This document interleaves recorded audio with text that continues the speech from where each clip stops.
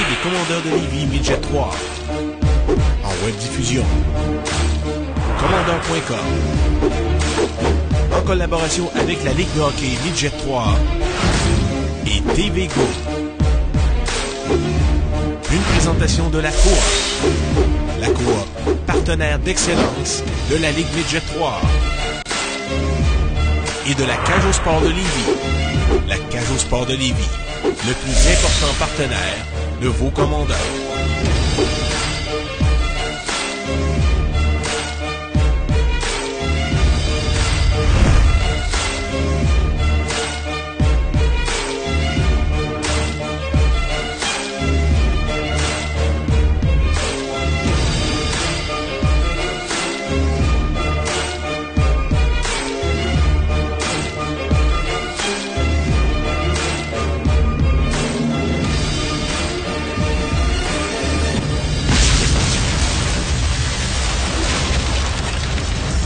Émission spéciale. Cette émission spéciale est une présentation de Ameublement Tanguay. Bonsoir mesdames, mesdemoiselles, messieurs, bienvenue à cette émission spéciale, une présentation de Ameublement Tanguay, émission spéciale sur notre saison 2013-2014 et sans plus tarder, je vous présente nos invités de ce soir, et plutôt ceux qui vont être les co-animateurs avec moi ce soir, et j'ai nommé Maxime Louin. Salut Maxime. Salut Harry. Content de te recevoir dans mon humble salon. Beau setup quand même. Transformé ce soir en studio. Également en compagnie de Michael Bourget, qui était l'analyste des matchs cette année au Commandeur. C'est un plaisir d'être ici ce soir, Harry. Ça me fait plaisir de vous recevoir et je pense qu'on devrait avoir du plaisir. En tout cas, jusqu'à date, on tripe. On a du plaisir. Effectivement. Je vous présente également nos invités de ce soir et j'ai nommé Adam Thériault, entraîneur-chef et directeur gérant de l'équipe, directeur général des Commandeurs de Lévis Midget 3. Salut Adam. Salut Harry. Et son patron, le vice-président hockey des Commandeurs de Lévis, M. Jean-François Maheu. Salut Jeff. Salut, bonsoir tout le monde. Ça va bien? Oui. Oui, content d'être là? Oui. Un honneur, Harry. Avez-vous peur un peu? Vous n'êtes pas trop nerveux? Ça va bien. Ça va bien? Pas du Ok. tout. On va commencer, on va faire ça en deux blocs. Premièrement, mesdames, messieurs, c'est vrai, vous avez vu qu'il y a une chaise qui est vide. On vous avait promis des invités spéciales et au cours de la soirée, on aura deux invités spéciales là, qui vont se greffer sur cette chaise un petit peu plus tard. On va y aller avec un premier bloc, cette fois-ci sur le bilan de la saison régulière. Et la première question que je poserai à Adam. Adam, lorsque la saison a débuté, en tout début de saison, au mois d'août, quand ton équipe a été formée, tu voyais cette équipe-là où à peu près se situer en fin de saison? Est-ce que ça a été plus ou moins que ce que tu croyais? Parle-nous un petit peu de ça. Ben, au début de la saison, dans le fond, on s'était assis l'équipe d'entraîneurs ensemble, puis on s'était fixé des objectifs divers, c'est-à-dire pour plus la saison allait avancer. L'objectif principal qu'on avait, c'était vraiment de gagner le maximum de matchs tout au long de la saison et essayer d'atteindre des objectifs qui n'avaient pas été réalisés dans le passé. Donc, on pouvait parler autant au niveau dans la division de la Ligue, en séries éliminatoires. Et on voyait l'équipe facilement compétitionner dans le top 6, nous, dans la Ligue. Et comment je pourrais dire, en tenant compte aussi qu'on pouvait perdre des joueurs au fait, chose qui nous est arrivée cette année. Oui. Ça, c'est des choses qu'on ne contrôle pas. Non, c'est ça. Donc, nous, on avait fixé des objectifs de façon à compétitionner à chacun de nos matchs, à essayer de rentrer dans le top 6. Nous, les entraîneurs, on fixe des objectifs à l'interne dans le bureau, qui sont des fois un petit peu différents avec les joueurs, mais collectivement, ensuite, on vient à trouver un entre-deux pour essayer d'avoir des objectifs réalisables tout au long de la saison. Puis, on n'a pas été déçus, au contraire, on a même surpris avec l'équipe qu'on avait sur la patinoire à aller jusqu'à la toute fin, même en tenant compte des changements qu'on a eus en cours de saison. Tu parles de surprise. C'est sûr que la saison a été au-delà des attentes, il faut le mentionner. Je pense qu'une première position dans le circuit terrien, c'est une surprise non seulement pour les gens qui venaient régulièrement aux parties, aux games, mais également pour le groupe d'entraîneurs puis l'état-major des commandeurs. Mais est-ce qu'il y a des joueurs qui ont surpris cette saison, qui au début de la saison étaient corrects, ont fait partie de l'organisation, mais au fil du temps, avec les matchs, vous avez connu quand même un bon challenge Reebok également. Est-ce qu'il y a des joueurs qui ont surpris le groupe d'entraîneurs? Ben, effectivement, on a eu plusieurs joueurs qui ont surpris, notamment aussi le fait qu'on a misé sur des joueurs de 17 ans cette année. C'était une priorité qu'on s'était fixée, nous les entraîneurs. Donc d'avoir mis les 17 ans dans l'alignement, incluant Samuel Blais qui est avec nous jusqu'en décembre, Je pense que ça a fait une différence aussi dans le cheminement qu'on a eu dans l'année. Ensuite, au niveau des joueurs qui ont surpris, ce qui est intéressant avec l'équipe qu'on avait, c'est qu'on avait une stabilité au niveau offensif de nos trios et des joueurs pouvaient prendre le relais au moment où il nous manquait des effectifs. On a joué beaucoup de matchs, nous, sans avoir l'alignement complet. Et ce qui était intéressant, c'était de voir que certains joueurs, des soirs, pouvaient prendre le relais. Et quand les joueurs réintégraient l'alignement, on voyait un momentum qui s'installait. Puis ça a été plaisant tout au long de la saison de constater que collectivement, les joueurs avaient bien acheté aussi leur rôle et leur impact dans l'équipe. Et ça, c'est une mission, nous les entraîneurs aussi, de faire en sorte que chacun peut trouver sa chaise tout au long de la saison. Je pense qu'au hockey des commandeurs, la première question qu'on te posait à chaque match, c'est est-ce que tu as ton alignement complet ce soir? C'est la question qui était redondante. C'est un gros défi, hein. Puis plus on regarde dans les niveaux supérieurs, c'est la même chose. Là, je veux dire, c'est une réalité avec laquelle on doit composer. C'est beaucoup de matchs. On joue environ 60 à 65% de nos matchs et plus avant les fêtes. Et nécessairement, la charge de travail qu'on demande à nos joueurs, il faut bien doser. Donc, tout est une question aussi de dosage dans les entraînements, le contenu qu'on leur demande et tout ça. L'entraînement hors de glace, l'endurance physique, un grand impact aussi tout au long de la saison. Parle-nous un peu du travail que tu fais justement avec les joueurs là, à ce niveau-là, parce que tu l'as mentionné, il y a une grosse charge de travail avant les fêtes. Est-ce que l'approche d'après-fête est différente avec ces joueurs? Nous, cette année, comme je disais, le slogan qu'on s'était donné, c'était de gagner notre journée. Donc, que ce soit au niveau de la patinoire, que ce soit au niveau scolaire, que ce soit au niveau des entraînements hors de glace, de l'éthique à avoir quotidiennement, c'était l'objectif qu'on avait collectivement avec tous les joueurs, donc incluant même les entraîneurs. Donc, on voulait qu'aujourd'hui, on soit meilleur qu'hier, puis que demain, meilleur qu'aujourd'hui. Puis c'est de la façon qu'on a travaillé tout au long de la saison, avec un encadrement soutenu, rigoureux. On avait un joueur aussi au cégep cette année. On en a eu un deuxième à partir des fêtes. Donc, ça demande beaucoup plus de suivi. Puis, l'objectif était d'avoir le meilleur encadrement possible dans ce contexte-là. Mais tu sais, dans cette optique-là, ce qui est intéressant, c'est que tout le monde a réussi à avoir un rôle puis avoir un impact dans l'équipe. Tu sais, Adam a vraiment utilisé tous les joueurs dans différentes situations, mais tout le monde avait un rôle puis tout le monde était impliqué dans l'équipe. Fait que je pense que c'est ce qui a fait aussi qu'il a réussi à garder son équipe unie toute l'année puis à la faire performer au maximum de ce qu'on pouvait avoir. C'est qui les joueurs, Adam, qui ont connu la meilleure progression versus les attentes que vous aviez en début de saison d'eux autres? Je pense notamment à Alex Breton à la défense.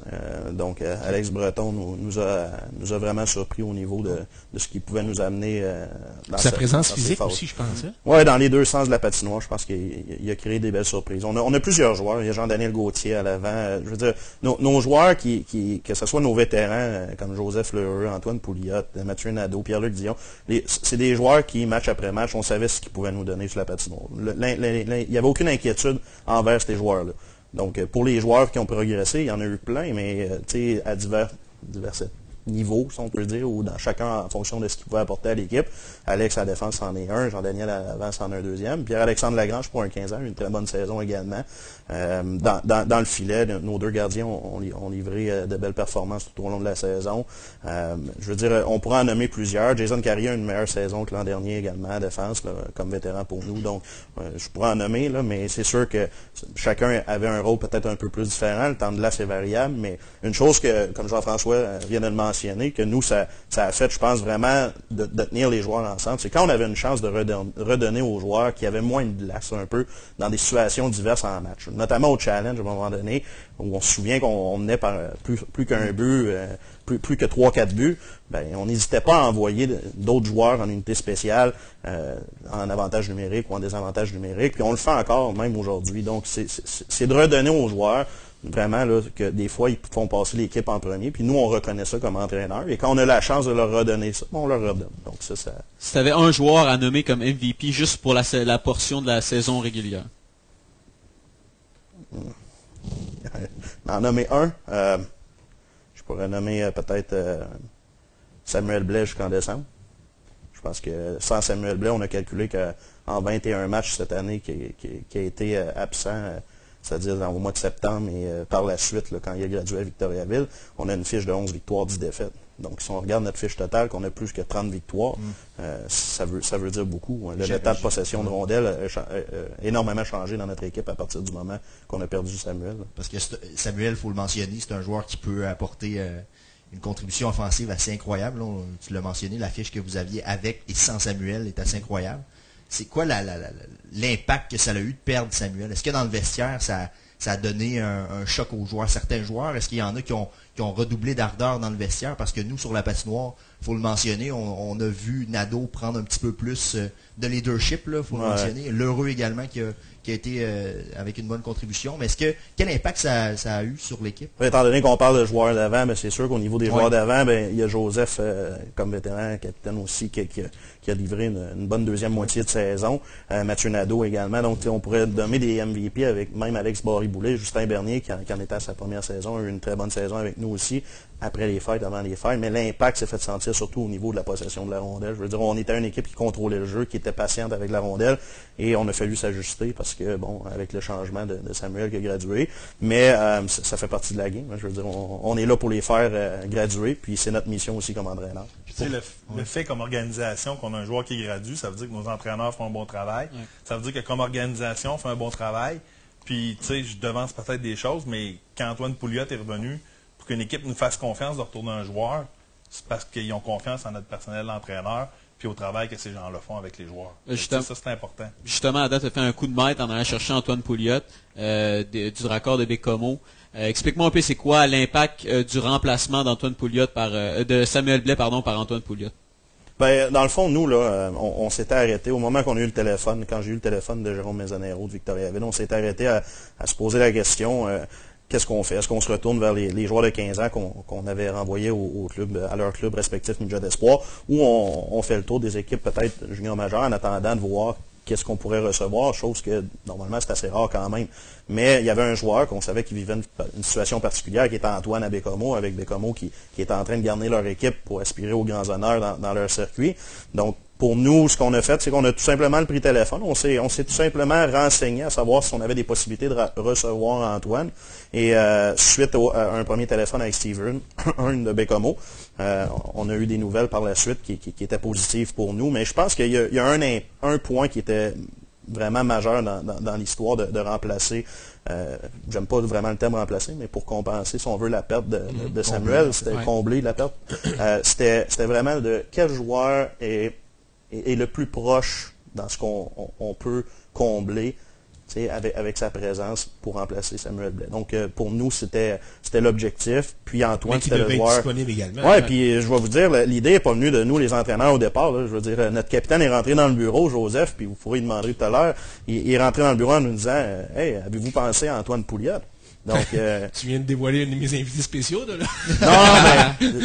Non, mais je pensais que tu allais l'appeler. Mais, moi, je pense que collectivement, on avait une belle gang, puis on a toujours travaillé en équipe, puis ça, c'est une grosse différence. Les équipes qui sont capables de garder leurs joueurs ou de susciter de l'intérêt, puis pour la relève, autant que les vétérans qui décident de revenir se réessayer pour une autre saison, puis qu'à nos conditions, bien sûr, avec une éthique irréprochable, ben, ça l'aide grandement une équipe. Donc, dans ce sens-là, on avait pensé avec cette philosophie-là. Mais tu sais, dans cette optique-là, on a créé un précédent aussi, dans le sens que les joueurs savent que s'ils reviennent, ils vont avoir un impact, puis ils vont avoir une chance peut-être de graduer plutôt que s'ils vont jouer ailleurs dans d'autres calibres. Tu sais, ils vont peut-être se fermer des portes. En restant chez nous ou en revenant chez nous, ils se donnent une opportunité de plus de graduer vers leur objectif de jouer junior majeur. Puis ça, c'est un beau précédent qu'on a créé.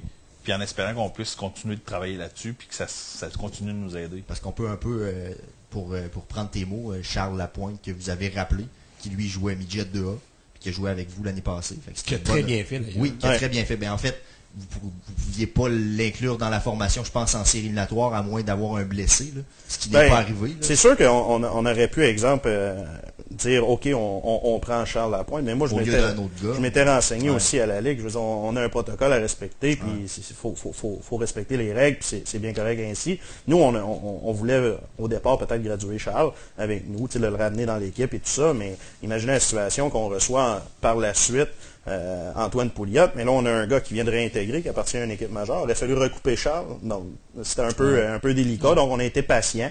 Puis la patience a rapporté aussi avec la présence d'Antoine qui a fait un excellent travail. Là. Puis à la limite, ben ça nous faisait quand même un joueur affilié de qualité qui était disponible pour venir remplacer, puis qui avait un impact en venant. T'sais, on n'était pas obligé de monter un joueur qui était peut-être pas prêt, qui encore à jouer dans le calibre, mais qui était quand même capable de nous rendre des bons services. Fait que, tu sais, on pouvait tabletter là-dessus aussi puis faire du ménage avec ça. Bon, au niveau de la saison, vous avez quand même eu de la chance d'avoir des remplaçants de qualité, justement, quand il y avait des blessures. Je pense au défenseur Antoine Demers qui a bien fait. Lessard-Veilleux aussi, Jonathan Lessard-Veilleux qui a bien fait. Charles Lapointe. Comment on gère tout ça, les remplaçants qui viennent, versus le calibre de la Ligue? Mais je pense que tout part de la philosophie qu'on s'est mis en place, nous, là, depuis 2 ans. C'est-à-dire depuis que vraiment, là, je suis en train de diriger l'équipe du point A au point B. Là. Nous, là, ce qu'on s'est dit, c'est qu'il faut avoir les joueurs à la meilleure place possible pour eux et dans un contexte qui va être agréable pour eux. C'est sûr que quand on rencontre les joueurs au mois d'août et qu'on leur demande qu'est-ce qu'ils sont prêts à faire, ils vont tous vouloir faire l'équipe. Mais nous, il faut se projeter un petit peu plus dans l'avenir à se demander qu'est-ce qu'on va être capable de donner comme responsabilité à ce joueur-là, jusqu'où on peut l'amener aussi. Parce que certains joueurs peuvent continuer à progresser, comme il y en a d'autres qui ralentissent dans leur progression de fil en aiguille, plus la saison avance. Donc, ça, c'était le gros défi comme philosophie qu'on s'était donné, c'était de sélectionner des joueurs que, si on les prend, qu'ils soient heureux. Donc, dans les joueurs qu'on n'a pas pris, qui ont, comme exemple, Jonathan Lessard-Veilleux, nous, on avait peut-être certains doutes sur des joueurs qu'on a retranchés, est-ce que leur chaise est déjà comblée avec d'autres joueurs qu'on avait déjà dans notre alignement à ce moment-là, là, qu'on voyait peut-être avec du temps de la supplémentaire ou des choses comme ça. Et ce qui est intéressant, c'est quand on les rappelle, les joueurs sont heureux maintenant de venir avec nous, sont contents de venir remplacer, et les commentaires sont hyper positif au fait que c'est pas le nombre de chiffres ou le nombre de présences, c'est-à-dire sur la patinoire qui vont compter, c'est le nombre de fois qu'ils vont être venus jouer dans le midget 3. Et pour eux, ils sont dans la ligue où c'est les 300 meilleurs joueurs et qui ont presque eu la chance de jouer. Et c'est des joueurs, bien souvent, que quand ils sont au midget espoir, qu'en suscitant l'intérêt comme ça, ils sont dédiés à venir l'année suivante aussi à 16 ans pour les joueurs de midget espoir. Tu sais, comme organisation, je pense que c'est important, on avait déjà discuté, moi et Adam, que le petit gars qui vient remplacer, il faut qu'il soit capable de jouer. Il faut qu'il ait un impact durant le match. Puis il faut qu'il soit utilisé dans ce qui est le meilleur. Fait que, tu sais, le fait qu'on avait une belle profondeur, ça permettait aussi à Adam d'utiliser les joueurs dans le bon rôle, dans les meilleures situations pour les valoriser. Puis lui, il se rend service aussi. Fait que, tu sais, quand il a fait son équipe aussi au mois d'août, ben, c'était important que notre équipe soit à l'image de tout le monde a un rôle à jouer, tout le monde a un impact dans l'équipe. Puis si on ne garde pas un joueur ou un autre, ben, s'il vient remplacer, c'est parce qu'il va être capable de faire le même job qu'un autre. Fait que, au lieu d'avoir tous des joueurs pareils, il était capable de faire un concept assez homogène qui a fait qu'il y avait une équipe qui comblait à peu près tous ses besoins. Il n'a pas juste pris des joueurs pareils, il a pris des joueurs pour faire un bon melting pot. Puis avec ça, il était capable d'aller chercher le meilleur de tout ce monde-là. Puis en plus d'avoir la profondeur qu'il fallait pour quand il en avait besoin. Justement, ces joueurs-là ont quand même marqué des gros buts pour l'équipe. C'est un but eu un impact. Oui. Je parlais, Adam, que ces joueurs-là étaient très heureux de se faire appeler et de venir jouer chez nous. Est-ce que c'était la même chose pour les organisations de ces joueurs-là? Les dirigeants du midget d'espoir, t'avais-tu une bonne collaboration? Est-ce que ça allait bien quand tu rappelais les gars? Ben, en fait, nous, je veux dire, quand on appelle un joueur affilié, c'est pour lui donner l'opportunité de venir jouer un match midget 3 ou ce qui peut embarquer sur la patinoire à quelques reprises dans un match et de se servir d'un bagage, d'une expérience comme lui, comme on dit, dans son pack-sac quand il retourne avec son équipe. Maintenant, de se prononcer avec les équipes dans lesquelles évoluaient ces joueurs-là dans la saison, nous, là, la façon qu'on voit ça, c'est qu'on leur donne une opportunité. Maintenant, l'entraîneur, lui, a une mission aussi. Si moi, exemple, je peux pas, comme entraîneur, refuser qu'un joueur ait remplacé junior majeur. C'est impensable, puis on est là pour eux, à la base. Donc, c'est sûr que dans le passé, ou peu importe, tôt ou tard, on va voir ça, que des fois, il y a des petites réticences, soit que l'équipe joue en même temps, des choses comme ça, puis c'est normal, l'entraîneur veut gagner. Mais il ne faut jamais perdre de vue qu'on est là pour les jeunes, puis c'est du développement à cet âge-là.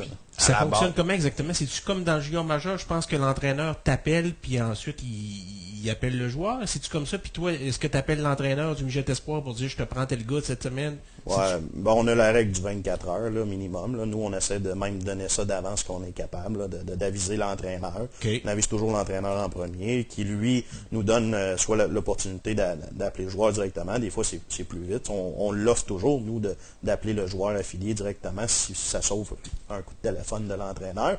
Puis on sait que l'entraîneur peut lui reparler aussi à l'entraînement, mais on passe toujours par l'entraîneur en premier. Est-ce que lui a un mot à dire dans la sélection de joueurs? Exemple, Puis pour des gens qui, comme nous, sont pas à l'intérieur de l'organisation, on sait pas comment ça se passe. Puis on peut prendre comme exemple Samuel Blais qui s'est fait rappeler par l'éthique de Victoriaville.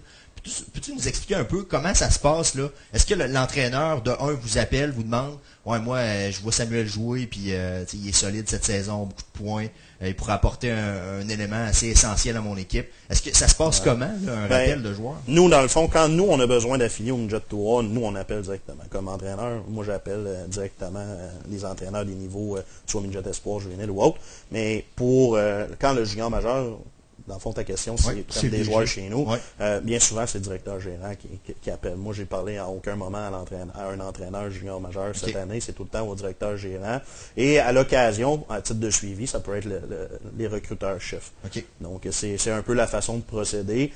Les délais, c'est très variable. C'est un peu comme nous. Là. Donc, la situation, c'est chacun, selon la situation du joueur et de l'équipe, qui ont besoin de remplaçants. Mais la façon de faire, c'est le directeur. Vous n'avez aucun mot à dire. Fait qu'exemple, le directeur général vous appelle, ouais, Samuel Blais, je peux-tu le ramener dans mon équipe? Vous n'avez aucun mot à dire, même s'il connaît une saison exceptionnelle et qui vous aide à gagner. Là, on l'a mentionné, la fiche que vous avez. À ce point-là, c'est dans l'intérêt du jeune de toute façon de graduer, puis d'aller remplacer avec nous autres ou avec une équipe majeure. Le jeune, il veut toujours jouer dans le calibre où ce qui va être le mieux, puis qui est le calibre supérieur le plus élevé où il peut jouer. Je me verrais mal comme organisation empêcher un joueur d'aller jouer en haut pour X raisons, pour mon bien à moi. Au contraire, c'est bien plus valorisant de dire, gars, vas-y mon homme, puis profite de cette expérience-là, puis ramène-la, puis serre-toi-en rendu chez nous. Parce qu'au final, même titre que nous, quand on en prend un dans l'espoir, c'est viens mon homme, viens chercher de l'expérience, puis ramène ça dans ton équipe après ça. Tu sais, le but là, d'un entraîneur, peu importe le niveau, c'est de développer le jeune pour qu'il progresse puis qu'il continue de s'améliorer. Tu sais, l'entraîneur qui le garde pour lui, là, pas sûr que c'est une bonne affaire. T'sais, en bout de ligne, ça va le rattraper. Moi, je pense que c'est vas-y, va chercher de l'expérience puis progresse. C'est sûr que ça fait mal. La philosophie de la Ligue, c'est un peu ça. C'est une Ligue de développement, il ne faut pas l'oublier. C'est ça. C'est la mission première. On s'entend que Samuel Blais n'était pas dans une organisation qui était dernier au classement général. Là. Non. On pensait à la Coupe TELUS, on pensait au Challenge Reebok. Vous avez quand même connu un bon Challenge Reebok, vous êtes rendu en finale, puis Samuel Blais était dans l'équipe à ce moment-là. Mais c'est sûr que on pourrait en parler longtemps. Hein. C'est un sujet qui peut tourner soit à gauche, soit à droite. Je veux dire, il faut être prudent aussi dans la façon qu'on voit les choses. Puis c'est jamais perdre de vue l'objectif premier qui est le développement des joueurs. Puis dans le cas de Samuel, c'est sûr que il faut pas que Samuel prenne toute la place non plus dans cette saison-là. Je veux dire, il a apporté ce qu'il avait apporté, il a joué ce qu'il avait à jouer avec nous, mais maintenant, c'est sûr que quand une équipe décide de graduer un joueur, on a eu des discussions. Je veux dire, moi, Jérôme Benzonero, il m'a téléphoné plusieurs fois, message texte ou autre, pour me demander un peu comment ça allait, me donner un feedback de quand Samuel allait chez eux. On a un suivi, on se fait poser des questions, comment ça va, etc. Mais je veux dire, la décision, quand elle se prend, elle est prise, puis on vit avec. Puis tout ce qu'on fait, c'est qu'on donne la main aux joueurs, puis on lui dit bravo, mon grand, puis continue, lâche pas, puis on est content pour toi. Puis c'était d'ailleurs la première chose que j'ai dit à Samuel, entre autres, quand il est rentré dans le bureau, au moment qu'il était revenu de Victoriaville, au début de la saison. J'ai dit, je te donne la main en espérant de te l'ordonner au fait. Mais c'était la mission qu'on s'était donnée avec ce joueur-là. Donc pour nous, c'est un objectif de plus de réaliser cette année. Si on ressent un peu la discussion au niveau de la saison, au niveau de l'équipe, qu'est-ce qui a été déterminant dans la conquête du championnat de saison régulière? Moi, je vais donner beaucoup de crédit aux joueurs là-dessus. Là, ça a été l'éthique de travail. L'éthique de travail, de temps en temps, il fallait ramener les joueurs à l'éthique de travail qu'on voulait vraiment avoir. Puis, ils ont travaillé. Ils ont travaillé fort, ils ont mis beaucoup d'énergie là-dedans. Ils ont respecté le système de jeu. Puis, je pense qu'à un moment donné, ce qui était fort intéressant pour nous, le groupe d'entraîneurs, parce que je ne suis pas tout seul à diriger cette équipe-là, on était un groupe là, vraiment là, uni, puis vraiment là, très connectés, un et les autres, là, avec les joueurs. Là, c'était génial cette année. Fait que je pense que l'esprit d'équipe aussi a contribué largement. Je veux dire, on a Éric Gosselin qui travaille avec nous, Hugo Bélanger, Philippe, on fait des suivis extraordinaires dans leur travail respectif, puis avec les joueurs aussi. Donc l'éthique de travail, puis l'esprit d'équipe, je pense que ça a été un gros morceau dans les succès qu'on a connus. Vous avez terminé premier au classement, deuxième au niveau de la défensive, troisième au niveau de l'offensive. Peut-être la petite déception au niveau des unités spéciales où ça a peut-être moins bien été cette saison, au cours de la saison régulière, même si durant les séries, ça s'est replacé un peu. Ouais, ben nous on avait misé beaucoup sur le jeu à 5 contre 5. Jusqu'au fait, on savait qu'on était capable de contrôler le jeu là, avec la rondelle. C'est-à-dire quand je dis jusqu'au fait, c'est qu'on avait notre équipe là, vraiment en entier jusque-là. Fait qu'on peut pas. Quand on commence la saison, c'est trop difficile de se projeter à la fin. Il faut couper, faut voir aller à peu près à la mi-saison, qu'est-ce qu'on peut faire. Dans le cas des unités spéciales, c'est sûr que toutes les équipes espèrent avoir le meilleur power play. L'année passée, on avait un power play un avantage numérique de 24%. On était le premier dans la ligue. Mais en série, on a fait 12%. Donc cette année, on s'est dit, on va mettre l'emphase sur le jeu à 5 contre 5. On était une des très bonnes équipes à 5 contre 5 cette année. Et à notre désavantage numérique, plus la saison avançait, mieux il était. Mais il ne faut pas oublier que en désavantage numérique, on était la plus discipliné aussi. Pendant un bon bout, je pense qu'on était la troisième plus disciplinée de la Ligue à la fin. Puis en séries éliminatoires, ben, ce qui est intéressant, c'est qu'avant le dernier match, on était en haut de 20% en avantage numérique. Puis on est encore à ce jour premier en désavantage à 92%. Donc pour nous, c'était dans les moments clés qu'on voulait essayer d'aller chercher le maximum là, dans nos unités spéciales. Mais tu sais, par rapport à ça, d'année en année, on n'a jamais le même équipe dépendant des joueurs qui graduent du midget espoir, du Bantam 3A. Fait que tu sais, lui, à chaque année, il faut qu'il réévalue comment je vais diriger ce groupe d'individus-là, puis qu'est-ce que je peux cibler comme objectif, puis qu'est-ce que je peux atteindre. Tu sais, à chaque année, c'est une remise en question, puis c'est de repartir carrément peut-être avec une autre façon de faire son échec avant, une façon de travailler sa défensive de zone. Tu sais, tout peut varier parce que ça dépend des individus qui montent. Tandis que, tu sais, dans des calibres supérieurs, ben, les joueurs restent là 2-3 ans des fois, donc tu es capable de bâtir quelque chose à plus long terme. Lui, il faut qu'il se détermine assez rapidement qu'est-ce qu'il veut faire avec le profil des joueurs qu'on a. Fait que c'est pour ça aussi que dans le recrutement, il faut aller les voir dans les années. Cette année, on est allé voir du midget espoir, du Bantam 3 pour voir qu'est-ce qui s'en vient, voir c'est quoi le potentiel des joueurs. Puis lui, avec le pré-camp, puis son staff d'entraîneur, ils vont être capables de déterminer, bon, avec cette gang-là, je pense qu'on peut travailler de cette façon-là. Tu sais, c'est à l'été que ce travail-là se fait, même si l'équipe n'est pas déterminée, c'est avec le profil des joueurs qu'on est capable. Fait que, tu sais, d'année en année, ça varie. Fait que oui, peut-être les unités spéciales n'ont pas performé, mais l'année prochaine, ils peuvent performer encore mieux parce que ça va dépendre des individus qu'il va avoir, mais son désavantage peut être moins bon parce que défensivement, ces joueurs-là vont avoir beaucoup de lacunes. Tu sais, ça varie aussi. Là. Je pense qu'au-delà de tout ce qui peut être technique ou au niveau des tactiques collectives, ces choses-là, je veux dire, on revient toujours à la base. Je veux dire, on ne réinventera pas la roue. Là. Un avantage numérique, c'est des passes rapides, la présence au filet, des tirs qui frappent le net. Je veux dire, nous, là, on ramène ça simple. C'est pas le temps de... Oui, on peut montrer différents, comme on dit, nous, dans notre langage, des différents setups d'avantages numériques, différentes options. Mais au bout de la ligne, c'est quoi qu'on veut? On veut des tirs rapides, on veut des passes rapides, des lignes de tir qui se créent avec de la présence, puis être agressif au filet, exemple pour l'avantage numérique. Puis en désavantage, c'est de l'inverse. On veut bloquer des tirs, enlever des options. Donc, c'est tout le temps des notions de base qu'on va revenir soit en désavantage avec du marquage ou des lignes de tir bloquées, des choses comme ça. Donc, on réinventera rien, là, mais c'est de la façon qu'on a travaillé avec nos joueurs cette année, puis on est quand même très satisfait de ce qu'on a donné dans le contexte qu'on a vécu. Oui, effectivement, vous avez fait un bon travail. Ma prochaine question s'adresse peut-être à Jean-François, parce qu'Adam peut malheureusement peut-être pas y répondre. Est-ce que tu es encore dans le contexte de la saison régulière? Oui, effectivement. OK, c'est bon. On y va avec une dernière question, après, ensuite on va à la pause. Parfait. Je m'adresse en fait au patron, je pense, d'Adam.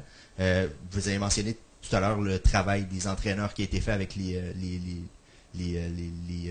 joueurs cette saison. Est-ce qu'on peut considérer, après la saison régulière où les commandants ont terminé premier au classement général, que Adam Thériault fait maintenant partie des meilleurs entraîneurs du circuit terrien? Ah, c'est définitivement, je suis très à l'aise de dire que oui, parce que je regarde, c'est la première fois dans l'histoire des commandeurs qu'on est champion de division. Ouais. C'est la première fois qu'on est champion au classement général. Fait que, c'est tout en son honneur, mais c'est vrai qu'ils ont travaillé en équipe. Oui, je vais lui donner le crédit, mais je vais le donner à ses adjoints, puis à toute l'organisation, parce que cette année, on a vraiment travaillé toute l'organisation ensemble à ce qu'on soit derrière notre entraîneur, derrière notre personnel d'entraîneur, puis qu'on soit unis, puis qu'on travaille ensemble. Je pense que c'est important de véhiculer ça, puis de travailler de cette façon-là. Quand on travaille unis, ben on a des résultats qui vont avec, puis on le voyait avec les joueurs. Les joueurs étaient unis. Si l'organisation est divisée, je pense que les joueurs vont l'être aussi, puis ils vont le sentir. Mais s'il semble que l'organisation est unie, elle travaille ensemble, ben on va progresser comme organisation, puis on va pouvoir s'améliorer encore plus. Si Adam, il y a un poste qui s'est libéré cette semaine dans la GMQ, est-ce que ça pourrait être quelque chose qui t'intéresse à court terme? Pour l'instant, moi je suis avec les commandeurs, puis Je veux dire, présentement, on est très heureux dans le contexte dans lequel on travaille. Puis pour nous, c'était une première saison aussi. Jean-François le dit, là, le groupe d'entraîneurs qu'on était là, on l'a vraiment bâti de façon, moi et Jean-François, là, très serré avec des attentes envers qu'est-ce qu'on voulait avoir de chacun des entraîneurs.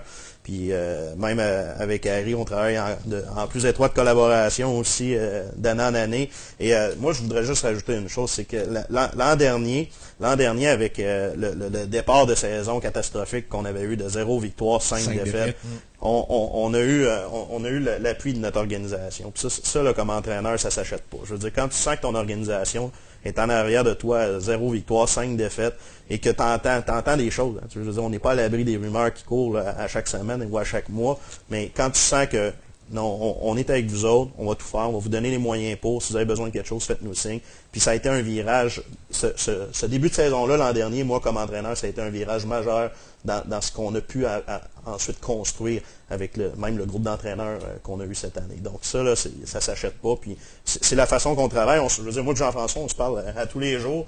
Moi, j'y parle plus qu'à ma blonde. Donc, je veux dire, c'est la façon. C'est convenu qu'on puisse parler plus souvent aussi. C'est la façon de travailler. À la maison. C'est la façon de travailler. Puis je pense que ça se reflète dans les joueurs. Jean-François l'a très bien dit. C'est de travailler en équipe. Puis les succès ensuite, ben, tant mieux. Puis on va essayer d'en amener d'autres pour le futur, ça c'est sûr. Alors, on met fin à notre premier bloc sur la saison régulière. Mesdames, Messieurs, on vous revient après cette courte pause de moins de 2 minutes avec notre premier invité spécial. Restez là. Cette émission spéciale est une présentation de Ameublement Tanguay. Quand vous choisissez Ameublement Tanguay, c'est le plus grand inventaire de meubles, d'appareils électroménagers et d'électronique de tout l'Est du Québec qui s'offre à vous.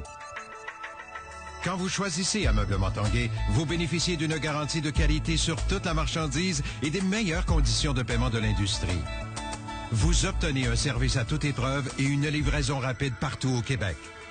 Avec Ameublement Tanguay, vous faites le bon choix.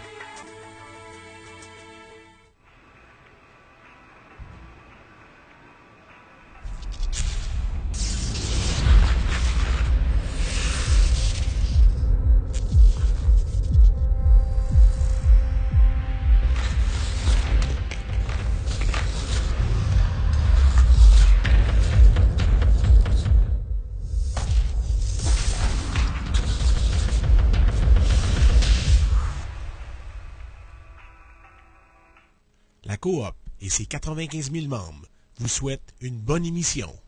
La Coop, partenaire d'excellence de la Ligue d'hockey Midget 3 depuis 2004. Heureusement, nous avons réussi à nous rendre à la partie aujourd'hui. À peine 2 heures juste avant le début du match, la lame d'un des patins de Samuel était brisée. Mon mari a téléphoné à l'entraîneur qui nous a dit de nous rendre à la source du sport.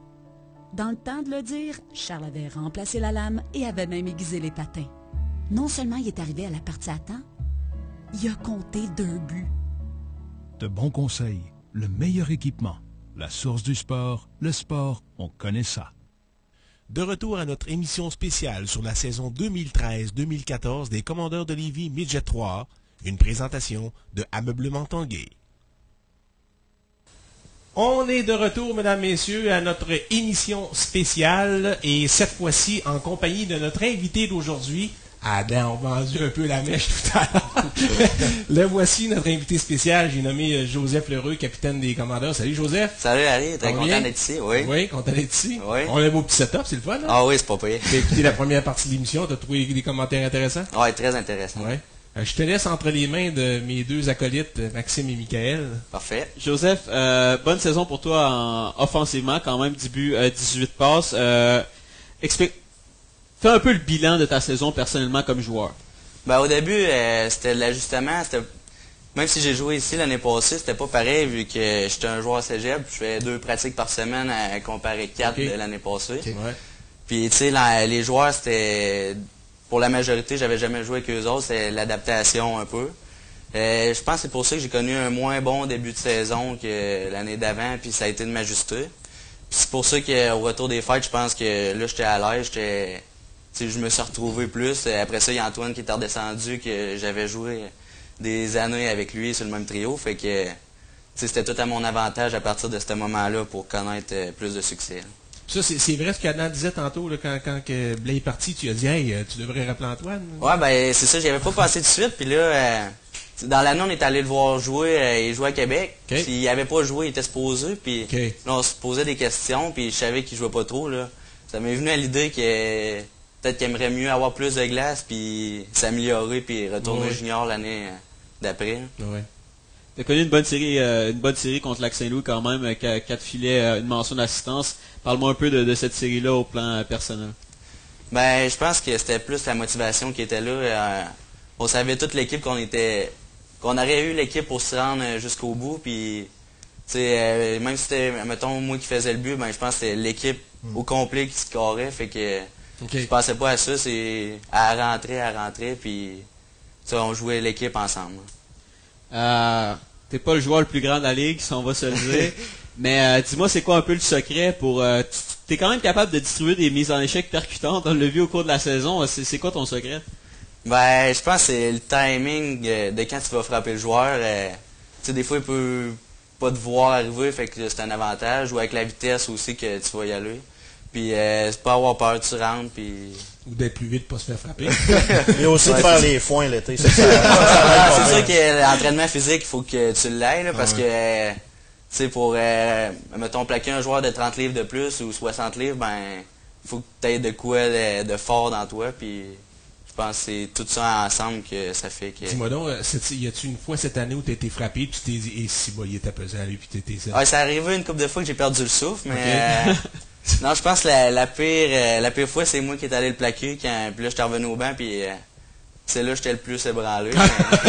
Mais Joseph, être revenu à 17 ans avec les Commandeurs, pour toi, c'était-tu de quoi d'important d'avoir l'opportunité de revenir puis d'avoir joué cette saison-là avec nous autres? Ben, j'ai pensé longtemps avant de revenir durant l'été, vu que, bon, j'avais pas été repêché, fait que je me suis remis en question aussi. Puis là, à y penser, j'ai parlé avec les coachs, tout.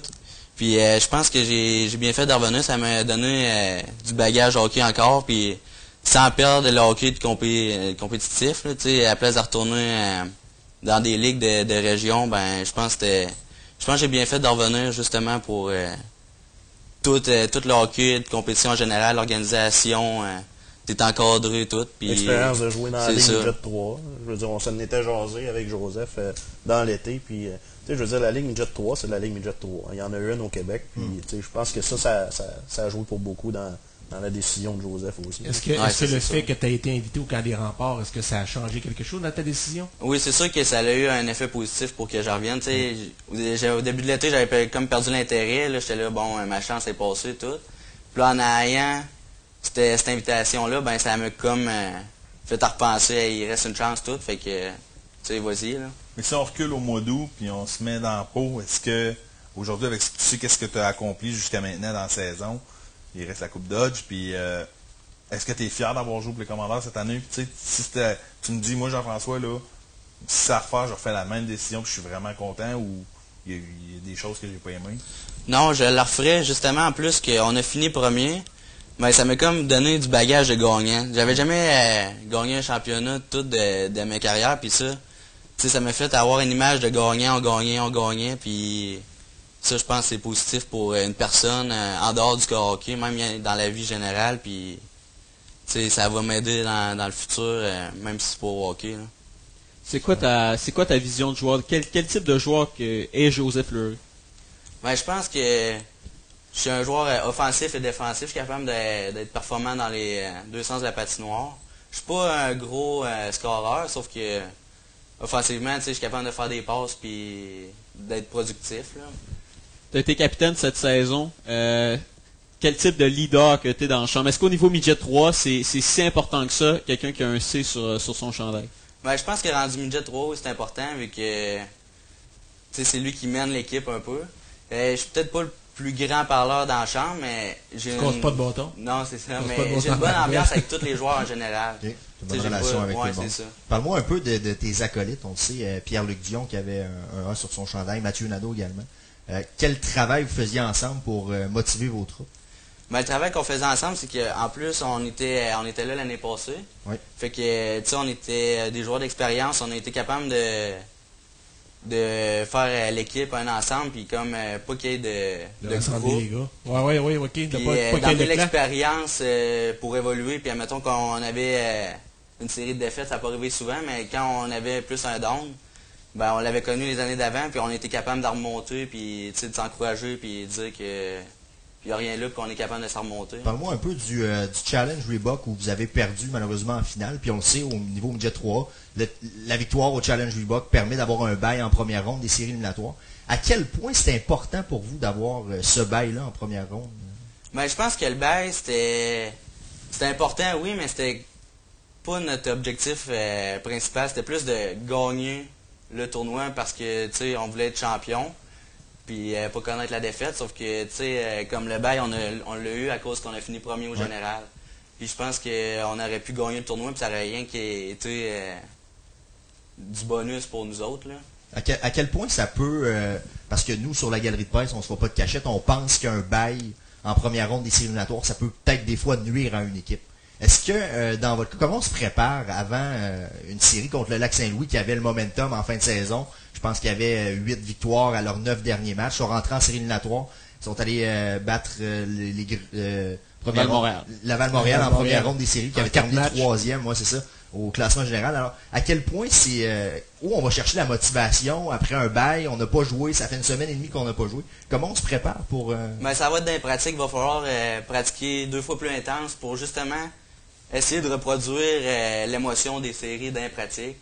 On a fait beaucoup d'exercices 1 contre 1, 2 contre 2, où il y avait beaucoup d'intensité. Puis justement pour commencer à se faire une routine de série où le hockey est beaucoup plus intense. Puis, Vas-y. Non, c'est correct. Puisqu'on est dans le challenge, moi j'ai une question pour Adam. Quand on a commencé le challenge, je pense que le but c'était vraiment de gagner. Est-ce que ça a été une très grosse déception de perdre le dernier match contre Trois-Rivières? Non.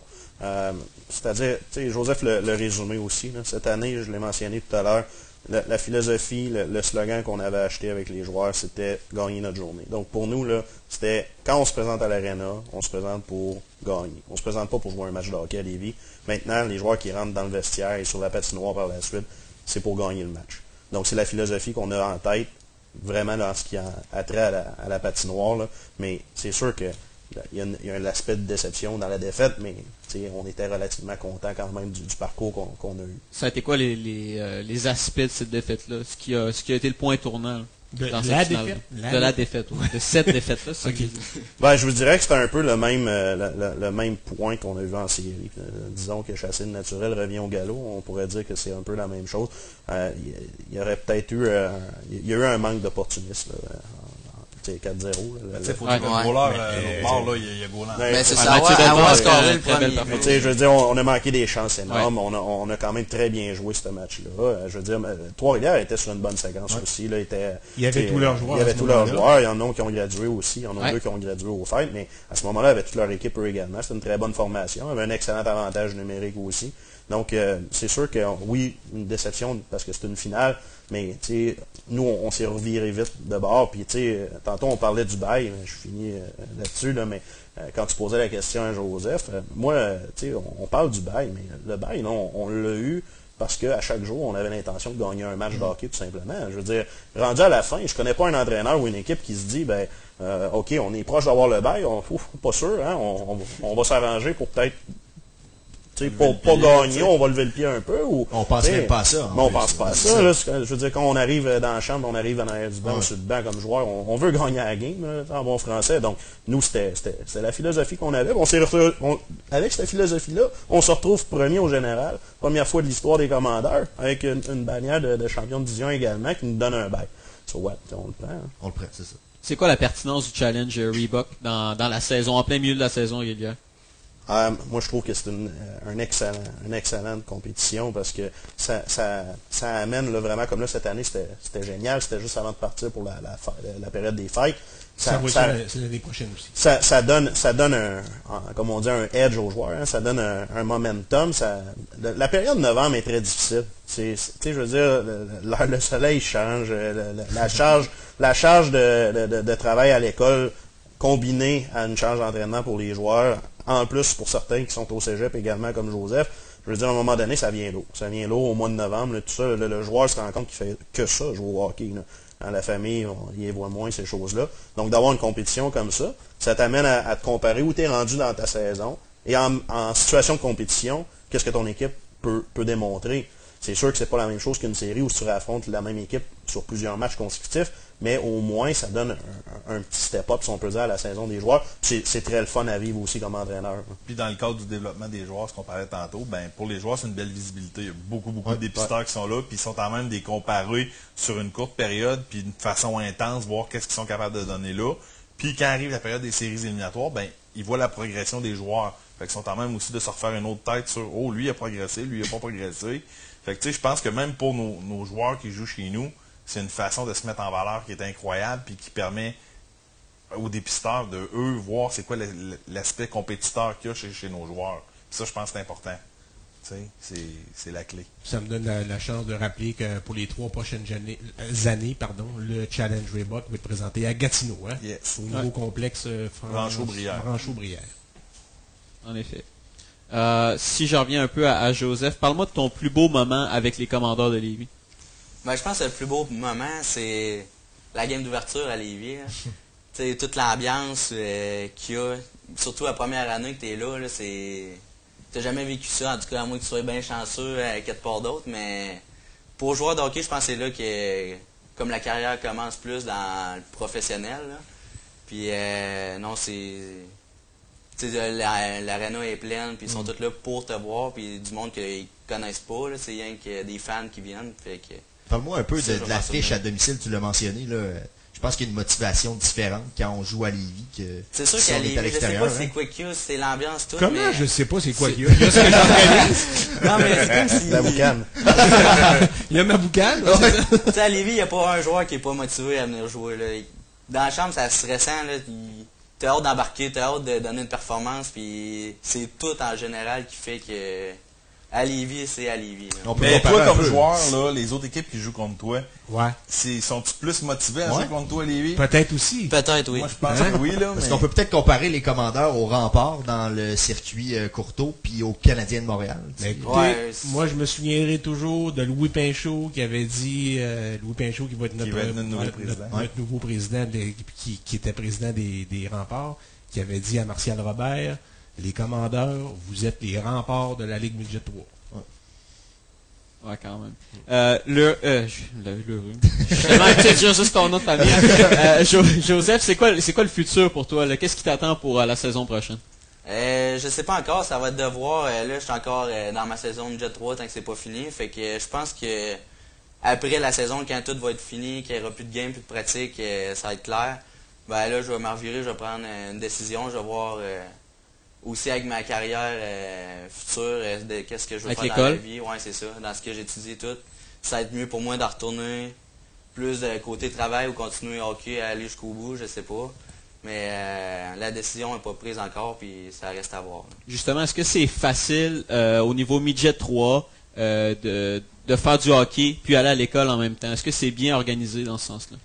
Ben, l'organisation comme moi était bonne parce qu'à l'école, ils m'ont pas donné tous mes cours que j'ai eus. Puis mon programme il changeait, fait que j'ai eu des cours crédités que finalement qu'ils sont nécessaires pour l'année prochaine. Puis eux que je manque, ben je les apprendrai pas. Fait que ça, c'est un avantage pour moi, mais c'est un cas personnel. Tu parles du cégep, là? Oui, c'est ça. OK, pour cette année, ouais, tu étais un joueur cégep.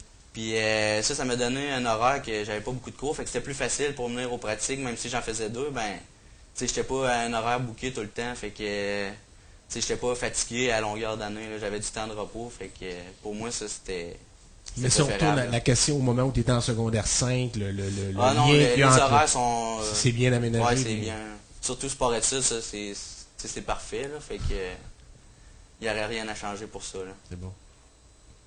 Mettons que c'est vraiment un contexte particulier dans le cas d'un joueur de cégep, parce qu'au secondaire, la charge est peut-être différente. Je veux dire, au cégep, on sait tous que les cours, des fois, sont espacés, qui ont des pauses de plusieurs heures.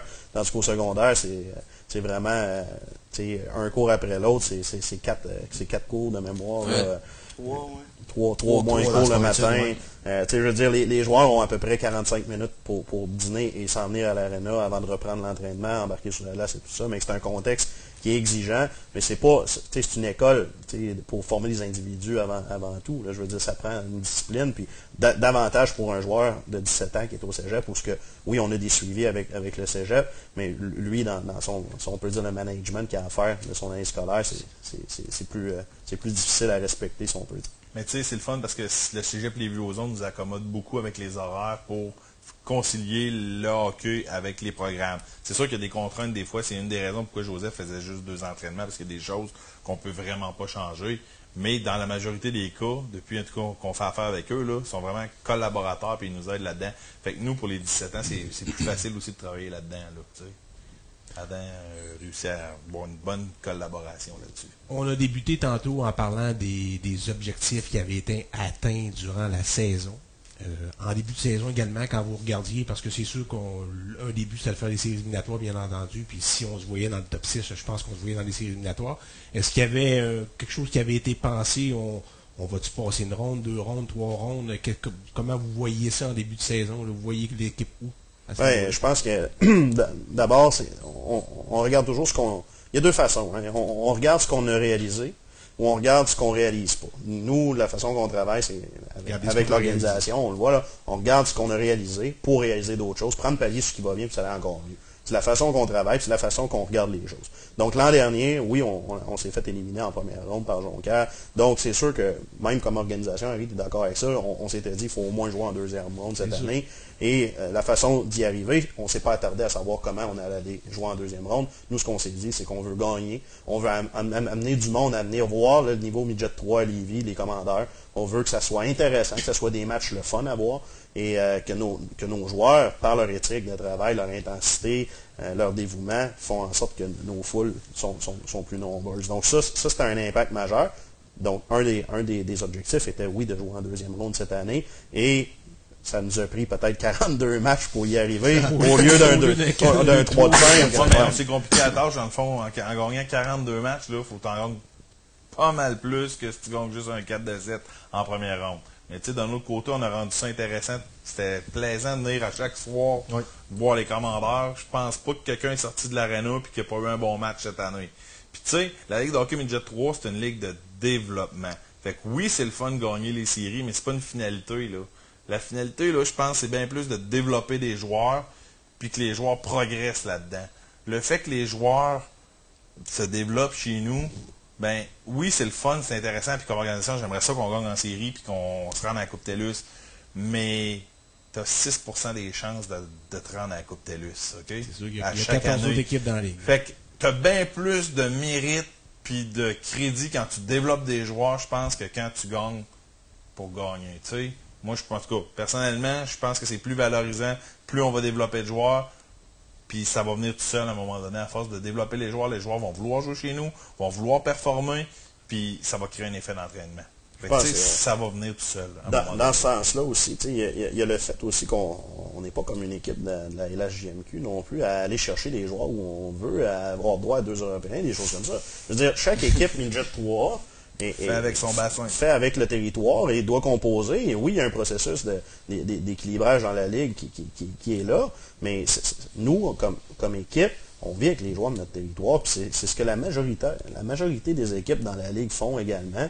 Oui, des fois, on a déjà eu des joueurs de l'extérieur. Pour la première fois cette année, depuis que nous, on est là, le groupe d'entraîneurs, on a décidé d'y aller uniquement avec des joueurs de notre territoire cette saison. Puis, est-ce que ça a fait une différence? Bon, on peut dire que peut-être dans l'esprit d'équipe, c'était unanime que de dire que tous les joueurs se connaissaient de près ou de loin. Donc, à ce niveau-là, on deal, comme on dit, avec les joueurs qu'on a qui proviennent de nos franchises et dans lesquels on essaie de s'impliquer davantage également pour le suivi qu'on fait avec eux.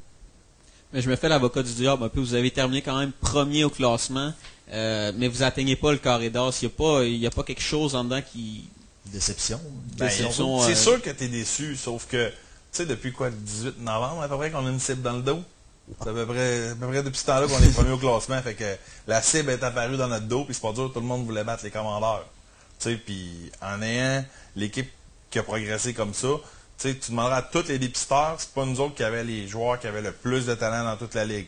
Puis, tu sais, au repêchage, on va le voir, c'est pas nous autres qui va avoir le plus de joueurs en première ronde, qui va sortir, ainsi de suite. Sauf que on fait avec les joueurs qu'on a sur notre territoire, puis avec les joueurs qu'on avait cette année, je n'aurais jamais gagé ma paye que j'aurais fini premier au classement.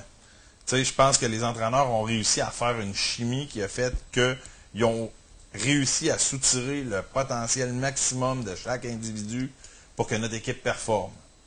Est-ce que le citron a été pressé au maximum à ce moment-là, puis on a atteint notre seuil critique, si on veut, peut-être. Mais chose certaine, c'est qu'il a réussi à aller chercher ça, puis il n'y a personne qui va nous l'enlever. En 17 ans d'histoire, c'était jamais arrivé. Fait qu'on a réussi à en faire de quoi, on va bâtir là-dessus, on va continuer. C'est juste positif tant qu'à moi. Oui, c'est décevant, mais c'est juste positif parce qu'on a atteint un seuil qu'on n'avait jamais atteint. Fait qu'on va partir de là l'année prochaine. Puis la saison n'est pas finie. On peut en atteindre encore un autre beau seuil. Là. Il reste la Coupe Dodge, puis si on la gagne, on va gagner plus de titres en une saison qu'on n'a jamais gagné dans notre histoire. Fait que ça serait wow! Ma prochaine question est peut-être en lien avec ça. On termine premier au classement général. Si on s'en va à la Coupe Dodge puis on gagne ça, les prochaines saisons, les objectifs, c'est quoi? Ça dépend. À chaque année, il faut que tu t'évalues par rapport à ce que tu as comme joueur qui vient. On le sait que tu as des pics sur ton territoire, puis qu'est-ce que ça va donner, je ne sais pas. Qu'est-ce qu'ils vont être capables de soutirer des individus, je ne sais pas. Puis il y a toujours le fait, est-ce que j'ai des 17 ans qui vont revenir? Est-ce que je vais perdre mes meilleurs 15 ans parce qu'ils vont graduer plus rapidement que prévu, parce qu'ils vont bien les avoir développés? Tu le contrôles pas. C'est pas comme une équipe junior majeure où tu bâtis ton équipe sur 2-3 ans, puis tu arrives à un apogée. Toi, tu fais avec ce qui t'arrive en une année, puis l'année d'après, tu pognes le jeu de cartes, puis tu rebrasses tout, puis tu recommences. C'est pas compliqué, c'est ça. Puis ce qui s'en vient sur notre territoire, cette année, je pense que si on prend tout notre territoire, c'est la pire année de développement en termes de performance sur notre territoire qu'on a. Fait que ce qui s'en vient dans 2 ans, ça peut ne pas être reluisant, comme ça peut progresser beaucoup plus. Puis on a des individus qui vont rester à 17 ans. On va être capable de faire un bon mix avec ça, puis on va performer, on ne sait pas.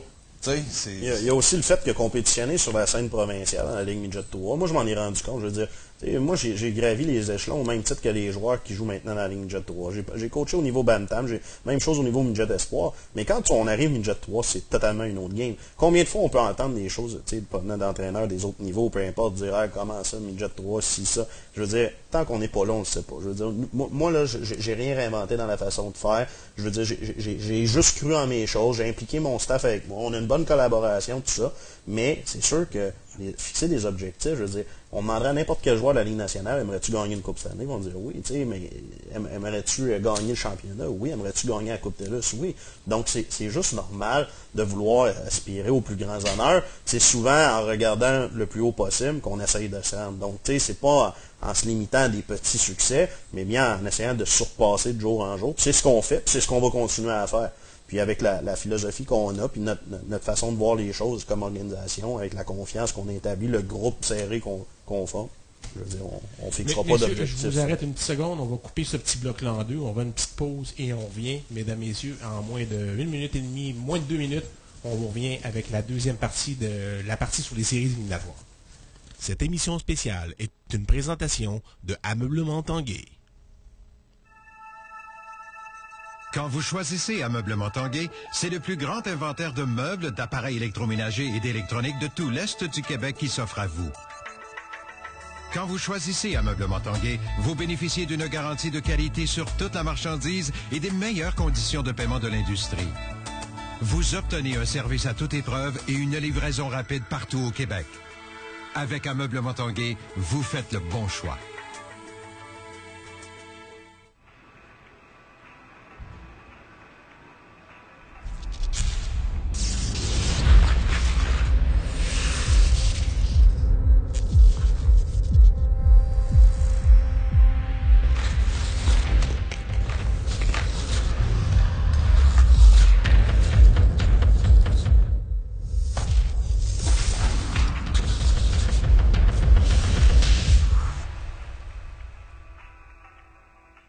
La Coop et ses 95 000 membres vous souhaitent une bonne émission. La Coop, partenaire d'excellence de la Ligue de hockey Midget 3 depuis 2004. Heureusement, nous avons réussi à nous rendre à la partie aujourd'hui. À peine 2 heures juste avant le début du match, la lame d'un des patins de Samuel était brisée. Mon mari a téléphoné à l'entraîneur qui nous a dit de nous rendre à la source du sport. Dans le temps de le dire, Charles avait remplacé la lame et avait même aiguisé les patins.